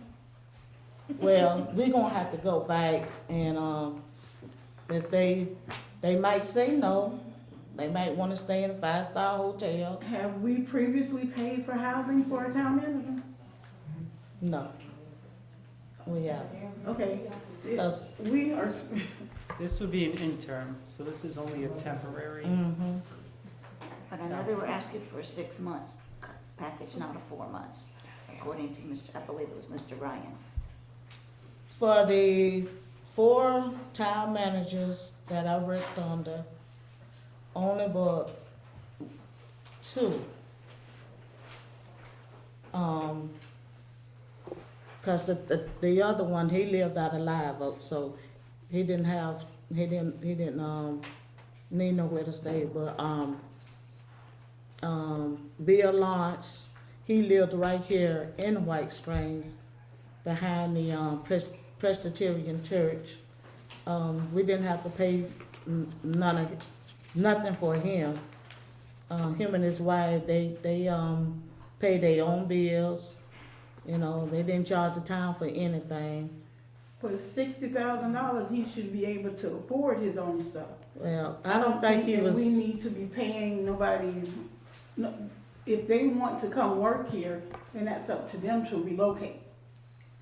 I don't think we should have to pay them, because somewhere along the way, just like we had applicants before, you're gonna have them. If we do the RFP, you tell them what you're looking for. Then you send the packet out when you get the ones that you are finalizing, because then you're gonna know who's serious, who's not serious, and you do their pay to compensate with their experience. But that's Everybody doesn't have the same amount of experience, and you need to see their track record, where they worked at, all of this. Their resumes need to come in first. Well, that sounds like a regular. But we still Not need to interim. do the proper advertising for it, because that's just how it needs to be done. You still have to do the RFP anyway. Well, see, Mr. Powell gonna take care of that for us, but what I'm trying to say, Mr. Powell doesn't do the RFP. he's trying to get us a package together. Now, he The money did part of it. mention, right, he did mention that some towns and some cities do offer a housing pay, On a temporary basis. right, but we have not did that. We never did that. We can't So, afford it right now either way. You got $40,000 you gotta pay to Vanessa, you got $54,000 that you have to pay for the sinkhole, then another $5,000 that you have to pay for the air conditioning unit. That's already, in this meeting alone, over $100,000 out of our pocket. yeah, okay, we understand that, So, that, but this is not written in stone yet. We just Okay, let's just table this one and move on. putting it out there 'Cause for we still got other information, cause stuff to go through. we're not ready to, you know, we have not said anything about whether they wanna come or not. Well, let's do a workshop on that one, and then We just have to wait on Mr. Powell to get us, let's table this for the town manager and RFPs for the town manager. Let's table that and let's do a workshop, and then when we get everything together and we can discuss it in the workshop, we have a meeting, and then we can vote on it from that point on. Because we still have several other things that we have to discuss, and it's already over 2 hours. We're going to need to do an emergency. You already Because, have a meeting scheduled, right? no, I mean immediate emergency, because we are on a clock now for no town manager. We need to instill that town manager, because they are the quarterback, the coach, the entire offensive line, and everybody in the stands. Like, we cannot go through a very protracted process. We need somebody that we can talk to who can give us guidance. What is your recommendation Not on just the process? Listen, when you're doing the town manager, that is something that the council does as a whole.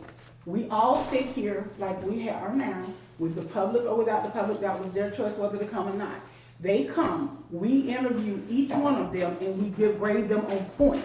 We don't just say, oh, Jean-Bart said he can do this and he'll do it for the X amount of money, I think we should hire him to do.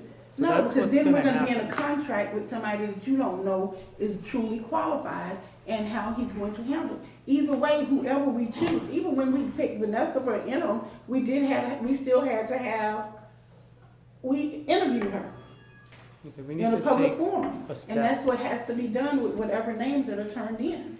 We need to take a step back. It's not like we just submit this and they send somebody and they're working here. So what happens is they will post it internally to their group, their manager and transit group. Any interested person will send us a letter of interest with their resume. We receive those and then we invite whoever we like to come interview before the council. And then we select among the interviewees the person that we want to take on as the interim manager.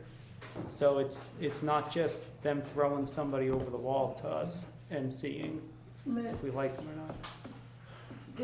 Don't we have to make an offer of what we're offering for compensation That's what this for is. them to know if they're interested?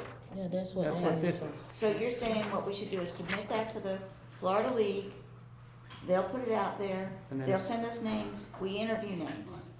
Yes, and then if we like them and they like us, and they won't respond if this is too low, right? If the terms are awful for them, they won't respond. So it sounds like we need to vote on that. To send Correct. to the Florida And League of Cities. We would rather It sounds like we need to sit have a down workshop so we and do a can workshop. discuss this in detail and go ahead and move on with the rest of the stuff on this. Because they are coming out of the Managers Association from the Florida League of Cities. Okay, Mr. Bart, how do you propose we handle this? Because either way, legally, we have to do the RFP, right?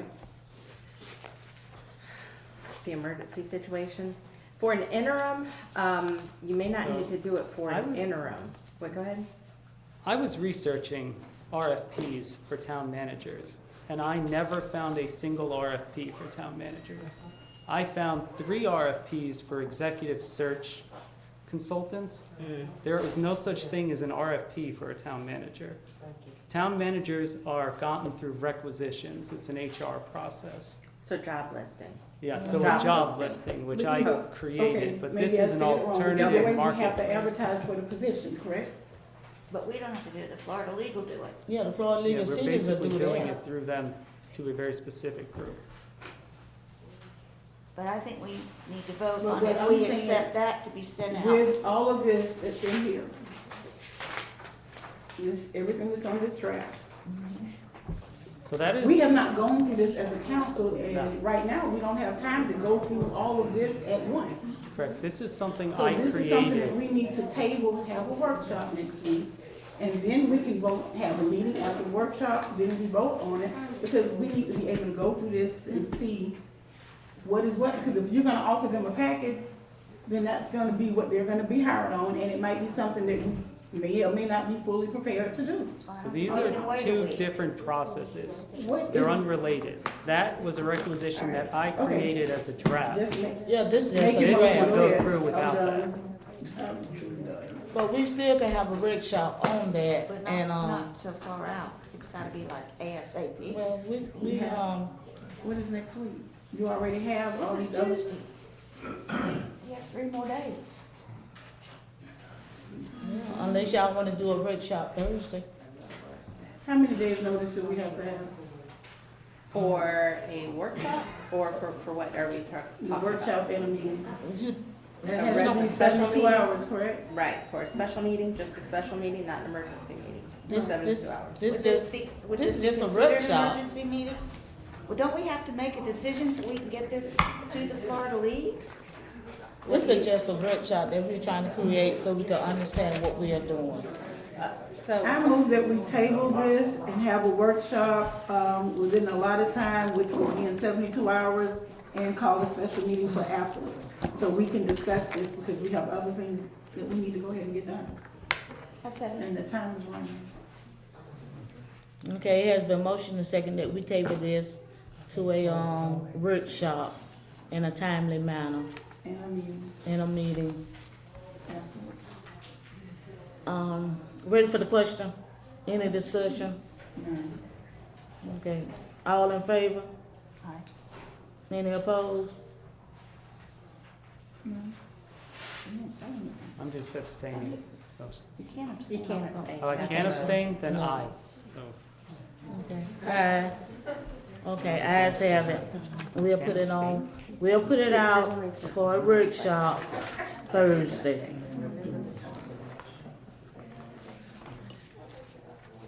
Okay, it has been tabled.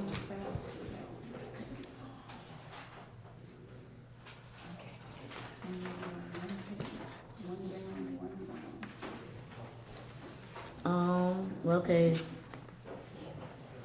The next one is on Yes, ma'am. Before you go to, new business, please don't forget that we need to also, Ms. George has very graciously given us all the passwords and all of our stuff. We need to get all the stuff from the town clerk as well. And I'm sure Audrey would be more than happy to help with that. Okay, I think Ms. George have already, provided that with She already the covered town. all that stuff. Oh, okay, good, thank you. Audrey was fired, so she. Yeah, she was let go. Thanks. Okay, we got it. Thank you. Okay, the next thing, okay, Vaughn has already, okay, well, the AC at the plant. We've already done that. Okay. We're on new business Okay, already. let's go to new business. Ooh, this is a lot. Okay, new business. Hiring of a town attorney. You have to do an RFP for that. So I have the old RFP that they used to get Leslie, if you guys want to read it. But yeah, we should probably workshop that. For that, for the workshop. Add that to the workshop. Yeah, let's add that to the workshop. Next thing. I need a motion to add it to the I workshop. make a motion, we add the hiring of the new attorney goes to the workshop. I second the motion. Okay, it has been motion and second that we table the new town attorney for a workshop. Ready for the question? All in favor? Aye. Aye. Aye. Any opposed? No opposed, ayes have it. Okay, we'll table that for the, Can I ask a question? So Yes, if you're ma'am. doing a workshop, the workshop doesn't involve any voting, so there wouldn't be any actual Right. voting at the But workshop. you want to do a meeting after the workshop. A meeting afterwards, so Yes, we vote. right. Gotcha. Yeah, we'll be here again a long time. Okay, the next one on the agenda is the forming of a audit section committee. Selection, I'm sorry. Selection committee.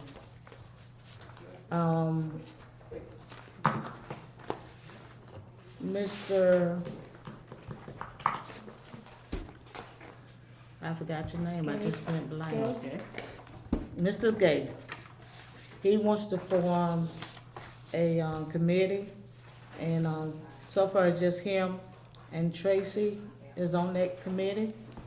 So, he needed another third person. Vice Mayor, would you like to be on that committee? So I have 8 years' experience answering RFPs for a large technology company.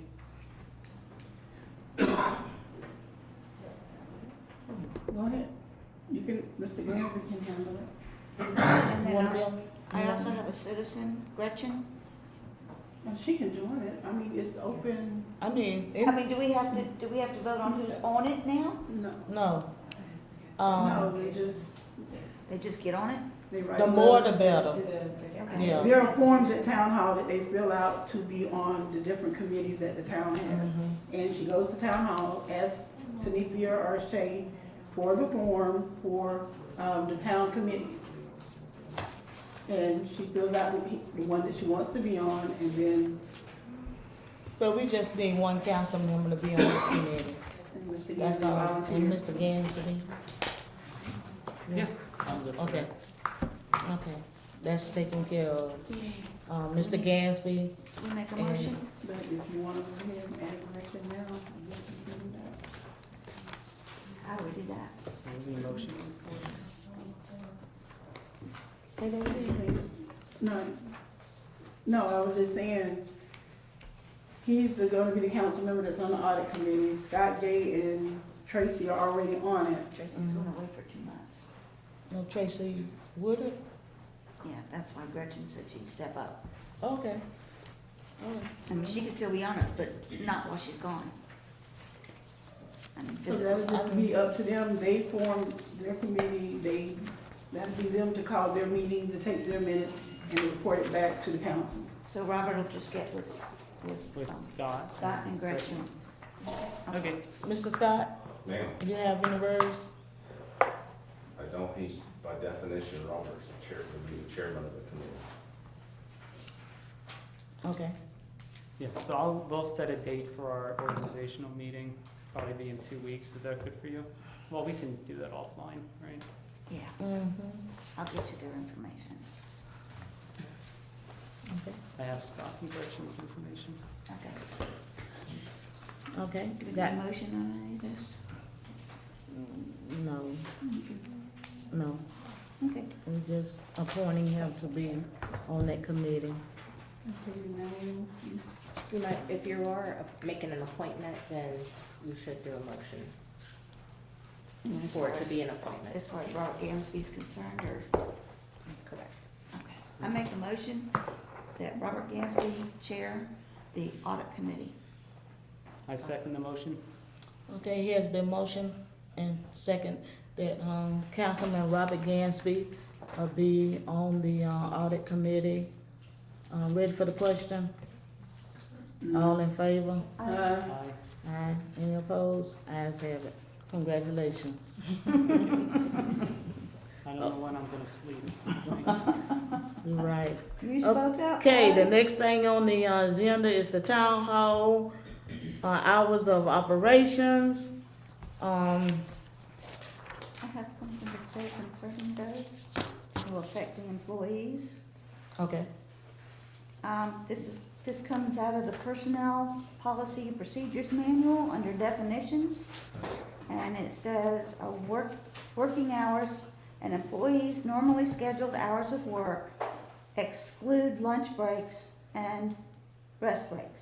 Then it says, a full-time employee, an employee who works on a continuing basis for 32 hours or more per week. If they work 4 days a week, that's only 28 hours.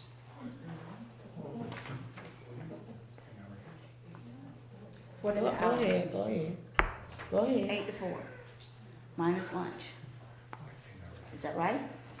I don't know. I was just for the math, for purposes math of man. calculating the math. And the reason I'm bringing this up, because I have a question under employee benefits. It says, the town shall provide health insurance for every full-time employee.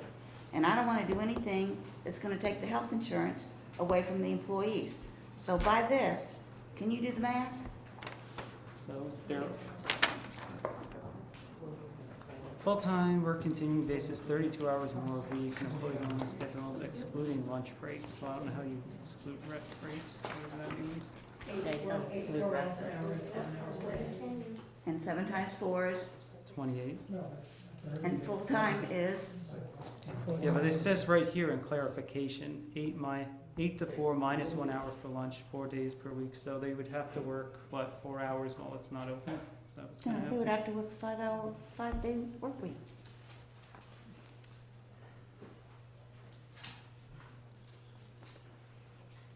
And I So, think that's what Tanja was gonna approach, but I wanted to clarify why it's important, because we don't wanna,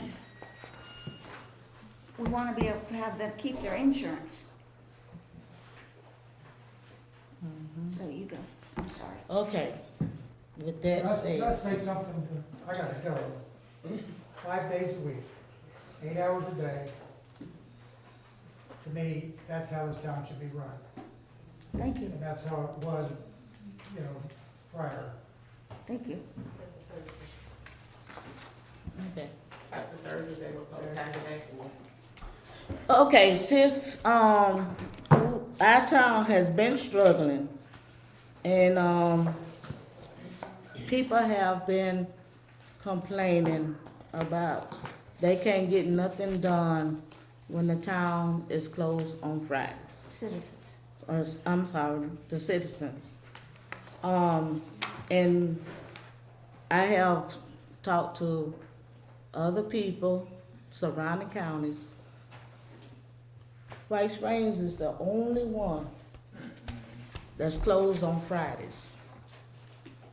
Even Tallahassee, government, they work from Monday through Friday, 8 to 5. We need to stay within our government. So, starting tomorrow, town hall have to operate from 8 o'clock in the morning to 5 o'clock in the afternoon. Monday through Friday. this has been a issue with us and with the government. They have been complaining when they call, no one's here to speak, answer the phone, or if somebody from Tallahassee come by, there's no one here on Fridays to speak with them. And with that said, in the past, I know that on Thursdays, it was a half a day, but in order to get our town back in order, we're gonna have to start open town hall from 8 o'clock in the morning till 5 o'clock in the afternoon, with an hour lunch break. You get an hour lunch break, 15 minutes in the morning time, then you get a 15-minute break in the afternoon time, but you get an hour lunch. And that, that do equals up to your 40 hours. That was one of the 16 findings that the general audit was one of her concerns. Can we do a staggered lunch so somebody can always answer the phone and take water bill stuff? So somebody's, the window's always open, but if there's 2 employees working, just by staggering the lunch. Okay, we could take that in consideration. Okay. Vice Mayor? Okay, I agree with town hall needs to be open, for the citizens and the availability, Monday through Friday. But to say today at 9 o'clock that it starts tomorrow and you don't know, because these are the only 2 people in the office, they're used to being off on Fridays, so to be fair to them, I think they should be given a notice and not just immediately, this Friday, you have to be to work. Well, we need to implement it in where we're open 8 to 5, Monday through Friday, but it is a way, we have to do it where it's gonna be fair to the ones that's working. Because you don't know, their plans are their plans, and What are you proposing? you have, give them a notice and give them so many, let them know, like, maybe next week or the week after, starting then, it's open on Friday. But you have to give them at least a decent amount of time to notice, to get their plans together, do whatever they have, because they're used to being, for the past several years, closed on Fridays. So all, they have plans and families and things that they're doing, and right now it's just the 2 of them, but we have to be fair to those 2 that's there. And give them a notice, say starting such and such time, town hall will be open, just say starting the 1st of June, town hall will be open Monday through Friday, 8 to 5. Starting, the first week of June. No, we can't wait that long. Sometimes you're gonna have to do something, you're not gonna have anybody in there. I could talk to them, I could, tell them that starting, and you're right, that, you have to, accommodate them to. And see, that's only like 2 weeks, so we can stay closed these 2 weeks on Friday and give them time to get their personal lives together, where they will be available on Friday. And it'll be June the 2nd, which is only, a couple of weeks out. And that will be fair to them. Give them 2 weeks notice. Right. Give them another 2 weeks notice that starting then, town hall will be open such and such and such and such time. So they will be in the know, everybody will know, and by then hopefully we'll have the interim, whatever interim that's gonna come in, we'll have at least an interim clerk or even an interim town manager in to handle, so they can split, get their duties together and what days, who's gonna have lunch, and they can work out their schedule. If we give them.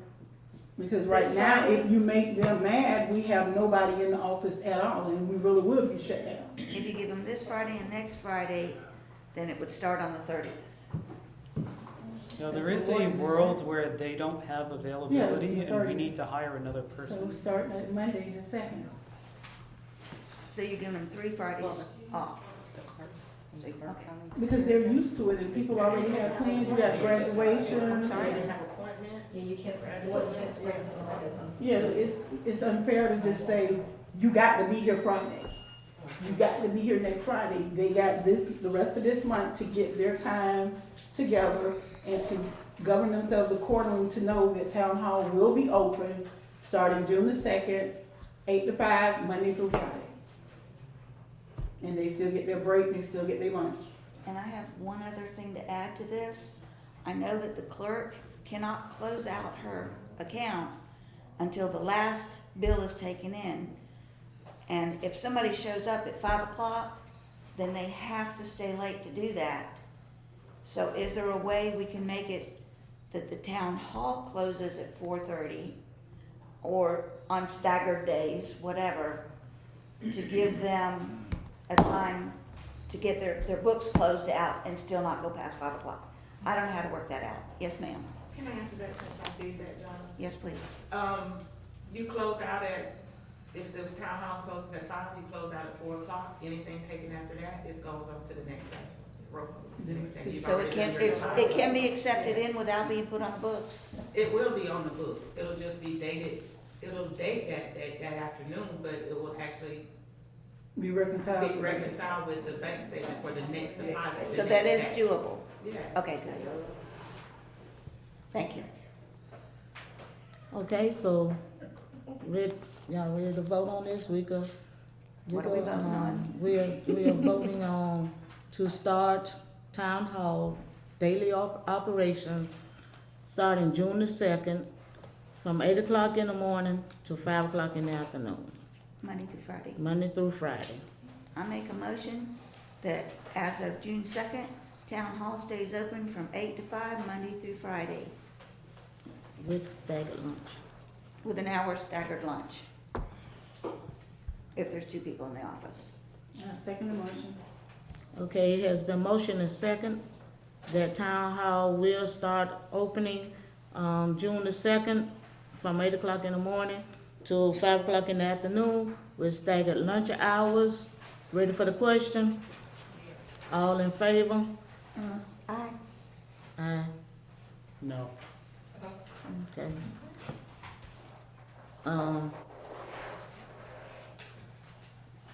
Okay, it passes 3-1. That the town hall will start opening from, starting June the 2nd, 8 o'clock in the morning to 5 o'clock in the afternoon with staggered lunch hours. So the vote is 3-1. Okay, we don't have to worry about the kids and the camp, you wanna talk about that? Okay, let's move on to, town emails for new council members. You got the computer, now you can set up the email. Okay, so you have the computer on there, okay? So set up the emails and all of that good stuff. I don't think we should be getting our fingers that deep into town day-to-day operations. Say that again? We should not be getting our hands that deep in to day-to-day town operations. That needs to be the new town manager who does stuff like that. Can I ask you how you got the town email and we didn't? I don't have a town official email. I thought. No, he I have a has his Gmail own account. email that he made to handle his town business. Because if you use your personal email dealing with anything dealing with the town, then Mick can come say, I want all your emails. So And you go just- through you every just email invented you one and got said it down. and Wait a minute, everything. Okay. One person at a time. Okay. So, You should be able to Just, I want to point out, that's not exactly true. I don't want people thinking they can just go through everybody's email. Say that again?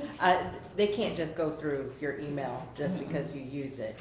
It would only be about the town the business. town business, so they wouldn't have access to just It'll all your become an emails. administrative headache if you have a 30-year-old email that's got, tens of thousands of emails in it, and they're like, tell me about this one thing, and you gotta find So- it. Is this our IT?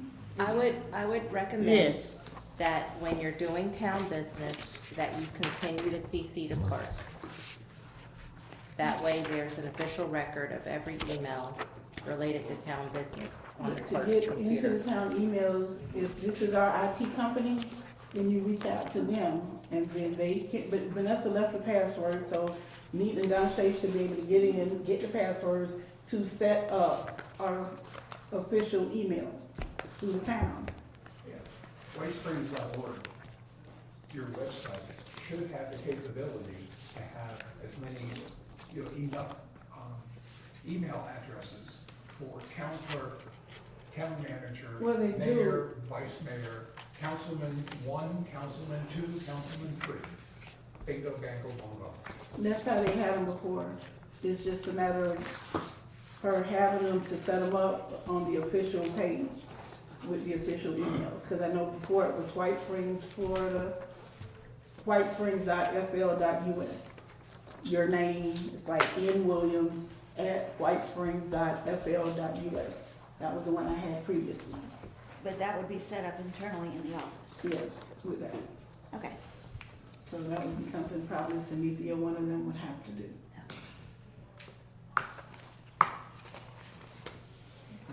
Okay.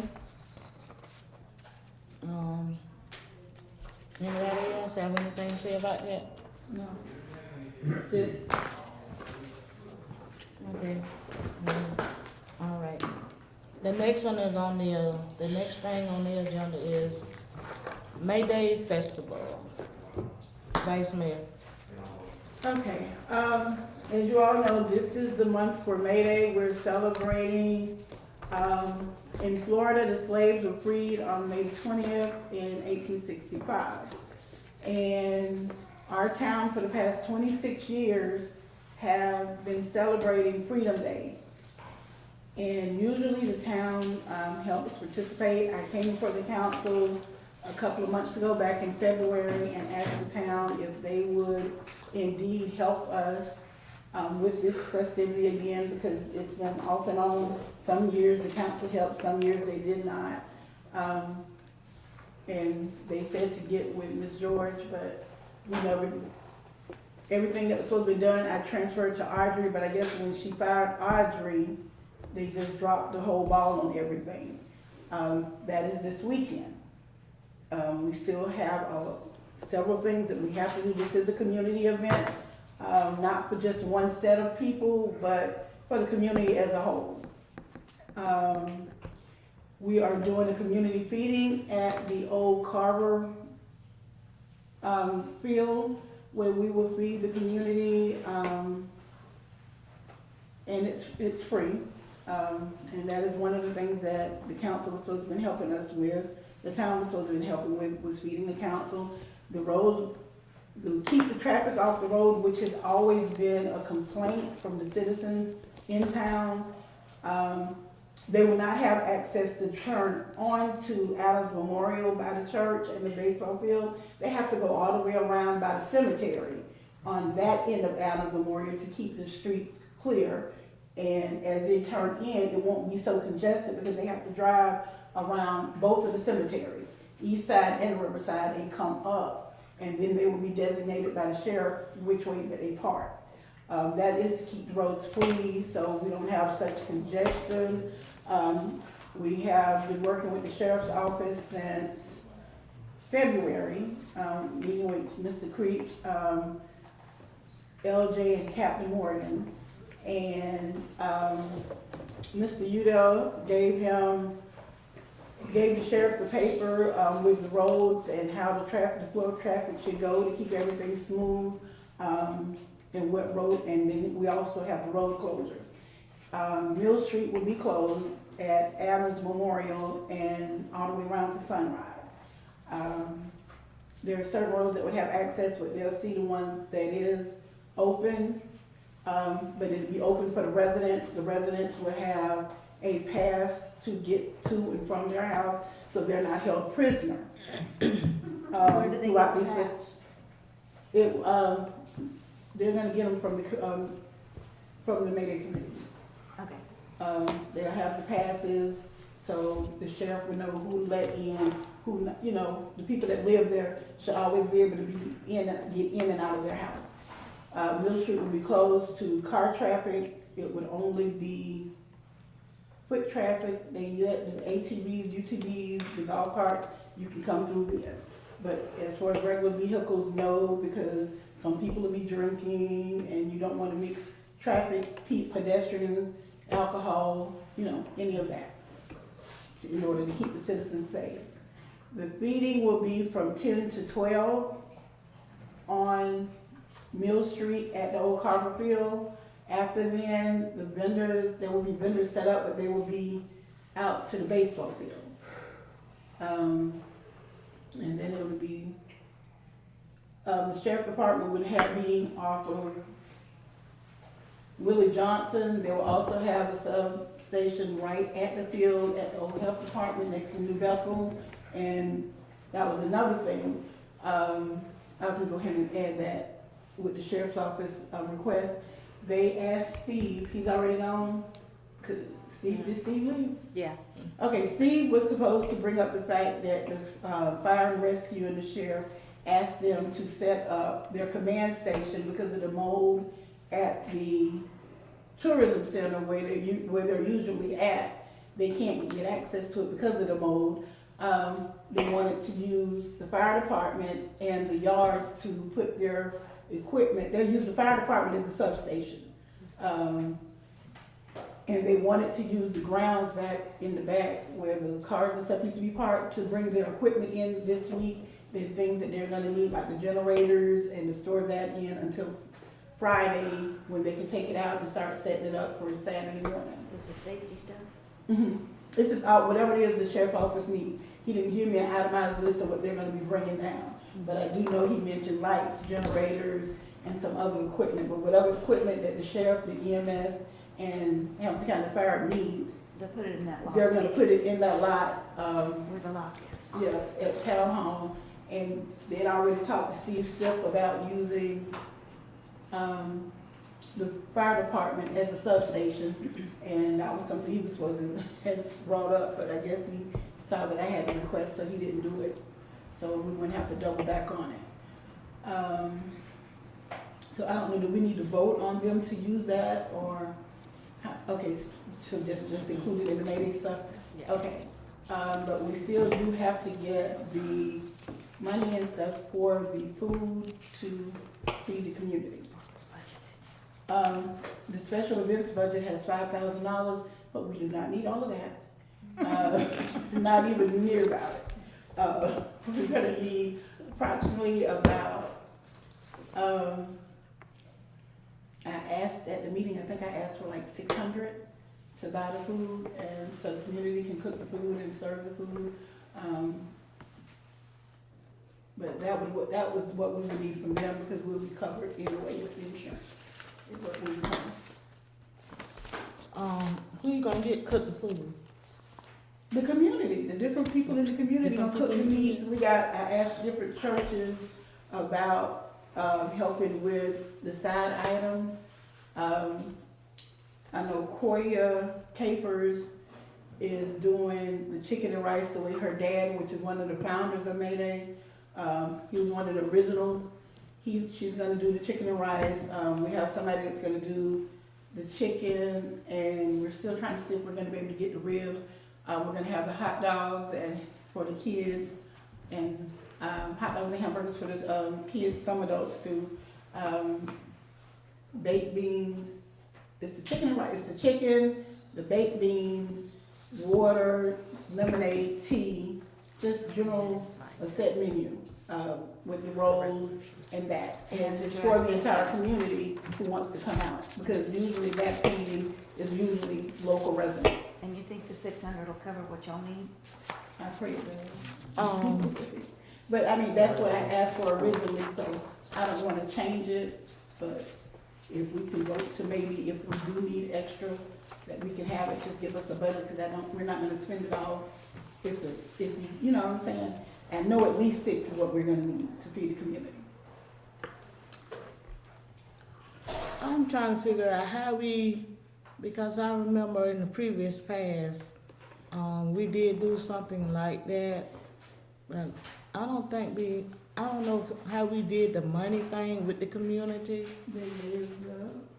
I know one time they gave the community, the town cards, and once before they've given them checks. So it's just whatever amount that we vote on, that will be the amount that will be given, that allotted for us to use. And then whatever not spent will be returned back with the receipts. So who we make the check out to if we give you a check for, you said $600? Mhm. Who we make the check out to if we, Like that, I'm not quite cause sure. Who said in the the, committee? in the past, you all Oh, had, I'm checking my name. you all had I'm just saying. a treasure. Yeah, So treasurer. that does not exist anymore? No, the committee has changed. So much has happened over the past few years, which is why it has stopped at one point. And we're just getting back with the community feeding. Will you be meeting with your committee soon? Yeah. You can, I don't know.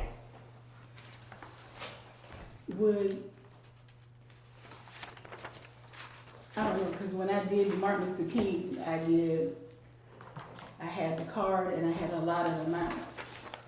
That might be easier than the check, or Leslie, how would you think we would need to do check, or let the town purchase what we need? Cause I think that's how Stacy Tebow did it. I think she went out and brought the food for the Mayday. They didn't, she didn't let nobody use the card. She, had, if I'm not mistaken, had the other people that was over Mayday write out a list, and she went and purchased the food herself. But, I could double check that and, make sure that's how, we did it in the past. But, you know, I'm not feeling comfortable to give, nobody, town credit card right now, so. Understandable. If you do the check, you can make it out to, you can make it out to the nonprofit, White Springs Hope and Heritage Coalition, because that's the one that I've been operating under with the Mayday and the Breakfast with Santa and all the other stuff that I do. Who is y'all president? Dwan Graham, Who is y'all secretary? Nicole Williams. And y'all don't have a treasurer? Yeah. The treasurer for the White Springs Hope and Heritage is Dwan's fiance, Jennifer Jones. Oh, okay. All right. But everything that's been done here, I do. He just I ask him, can we do this? And he'll get with the rest of the board and they'll say yea or nay, and we run with that. But it's the same way I do with Breakfast with Santa. All receipts, everything are always accountable. You know, I believe in accountability. So. Okay, let me get some clarification on how we did it in the past, and I'll get back with you on that one. But we need to vote on it now, because that is This Saturday. weekend. And they gotta buy it before this So weekend. we either need to go ahead and clarify with the vote, and then you can figure out how you're gonna give us the allotted amount that we vote on. And how much you want, 600? Yes, ma'am. Somebody make a motion to, give, Oh, I do have one more question. I'm sorry, Tanja, before we go. The sheriff's office also wanted to know, do we have, barricades, and the cones and stuff to block roads, or do they need to get them from the road department? Because, the road around there had been washed out, but the county is going to, fix the road on Adams, right at the loop around, by Riverside Cemetery, where it washes out all the time. I talked to them today, they're gonna fix that. They're gonna come help with the cutting, because the grass should have been cut like last week. They should have started last week with the fields, and they have not been done yet. But since the county is helping, I will say this, the sheriff department is donating. We don't have to do the porta potties this year. Sheriff department is donating. I don't know if it's from the sheriff department or the sheriff himself, but Mr. Creech is donating the porta potties for us. So that took some of the burden off of us trying to get that. But we do need to use, we need to make sure Kirkland put the trash cans out along Mill Street and out to the baseball field, so we can keep everything cleaned up. But, and then, you know, it might look a mess Saturday evening if you ride by, but before daybreak on Sunday morning, these streets are completely clean, because our guys get up and our community clean back up every year. There's never been a day that Sunday where people can ride by and see any, you don't even know Mayday had taken place. And just for the ones who don't know, there's never been there, there's never been any violence at our Mayday. Everything is always, it's a family-friendly event, and we have never had any instances of any violence and things that go on in other places, which is probably due to the heavy police presence. That we will have Columbia County, Madison, Swanee, Highway Patrol, Ag, as well as our Sheriff Department. Okay. So what is the motion gonna say for the money? Okay. So I make a motion that we, give the, Mayday Committee $600 to buy the food for that event. I second. Okay, it has been motion and second. So I have a quick parliamentary procedure question. Is this considered a conflict of interest for Nikki? Should she back out of voting? I don't foresee a conflict of interest because she's not benefiting personally from it. No. Okay. Thank you.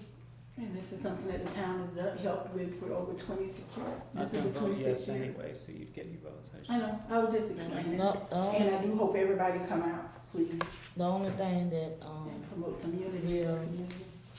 the town is, oh, never mind, no, there's a motion on the table, but, we just have to provide the insurance over there by Carver School and, the ball field, make sure everything is safe. And our event ends at 8, the permit, did you, that was another thing that I didn't see in the agenda. William Kennedy did a permit for his block party.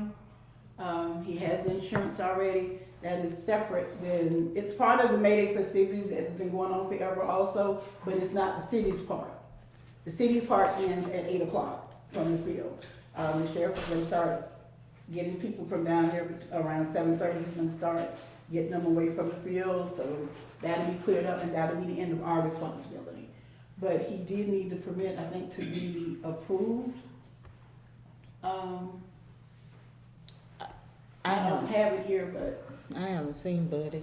No, he turned it in to town hall, Oh, but I don't. okay, I'll check on that later then. I'll check on I think we need to go ahead that and vote on tomorrow. that to approve it, because he has his own insurance and he has everything that he needs in place. So we wait now? Okay. Listen, that's two different. I have a question for. Yes, ma'am. The parking for the ones that have family coming in from out of town on Saturday, I guess this is gonna be on Saturday. How will they get in? You will get, when, like this, in the next day or so, everybody that lives on that end will be getting a visit from the Mayday committee. So we will see how many permits you need to get your relative to your house. Each relative in the one that's driving. Just like if, just say Deborah and Jennifer come, Yeah. and you say you need a permit for your daughter, you know, your household needs X amount to get in to get your property, and that's what they'll get. How's she gonna get them to them if they're coming Yeah, from out of town? that's what I was gonna ask, how would they get there? I know one time the family that was coming in needed the address. We're not doing that because there's people that live right here in White Springs that does not have White Springs listed on the address, and they live here. Is there? And that created such a big issue the year that the sheriff department did it, because people couldn't get in that lived here, because some had just moved here, some lived out of town, but this is their home, and when they came in, they couldn't get past the bridge. Can they go to the substation? How would they get in then, coming from out of town? Because, say, I would have the pass. Right. So, Either you can have them to meet you somewhere, or they might can stop by, I don't know, that'll be something, maybe Ashley can be somewhere and give the ones that you say to give it to them. I don't know, we plan on giving them to you all, and you do it as you please. Did you say there's gonna be a substation? Yeah, it's gonna be a substation. Well, then can they have them at the substation, and, cause she's not gonna know when everybody's coming in. But she'll have a list of the ones she needs, right? Yeah, but you could take the list to the substation, and then they go to the substation, get their pass, and then they can go to the house, right? Where would the substation be, outside of? The substation would be, didn't he say it's gonna be at the old health department, correct? It's gonna be one? I don't know, I can't remember, I don't know. But I think he said, I know they're gonna be set up in 3 spots in White Springs. One is gonna be at the police department. One is gonna be, that's gonna be their main setup, is gonna be at the fire department, I'm sorry, not police department. They're gonna have a station at the baseball field and one off of Moore Street, close to the old car. Well, could Ivan set up the thing where the families that are bringing people in would know that they go to this particular spot to pick up their passes? So. How would they get in though, if they? Cause they can come on 41. They can come in town. They Is can it come- gonna be open for them to come from, say come from Lake City or come from, Live Oak, you know, come down? How would they get to the substation if they got it blocked? The substation won't be blocked. No, the roads. The only road, 41 is not gonna be blocked. 41, the traffic is gonna flow like it does every day. Oh, okay, so they'll go. Which is there. why when they're coming in, they're gonna come in Okay, to get to the okay. field, they're gonna come in off of Adams by the park and come around. So it keeps the traffic on 41 clear. Get to the house, get to the house, get to whoever house they need to, that's on Mill Street or wherever. That's what I'm asking, If the committee's going to everybody's house anyway, yeah. then she could say, I've got 4 people, and give them their names that goes to, and they tell them which substation, and then her family goes to the substation so they can get to the house, and she doesn't have to worry about, oh my gosh, are they coming in, do I have to meet them somewhere? Yeah, will they be able to come in and park at our house or wherever? They'll be able to come, that would give them the access to come in. Okay, that's what I'm asking.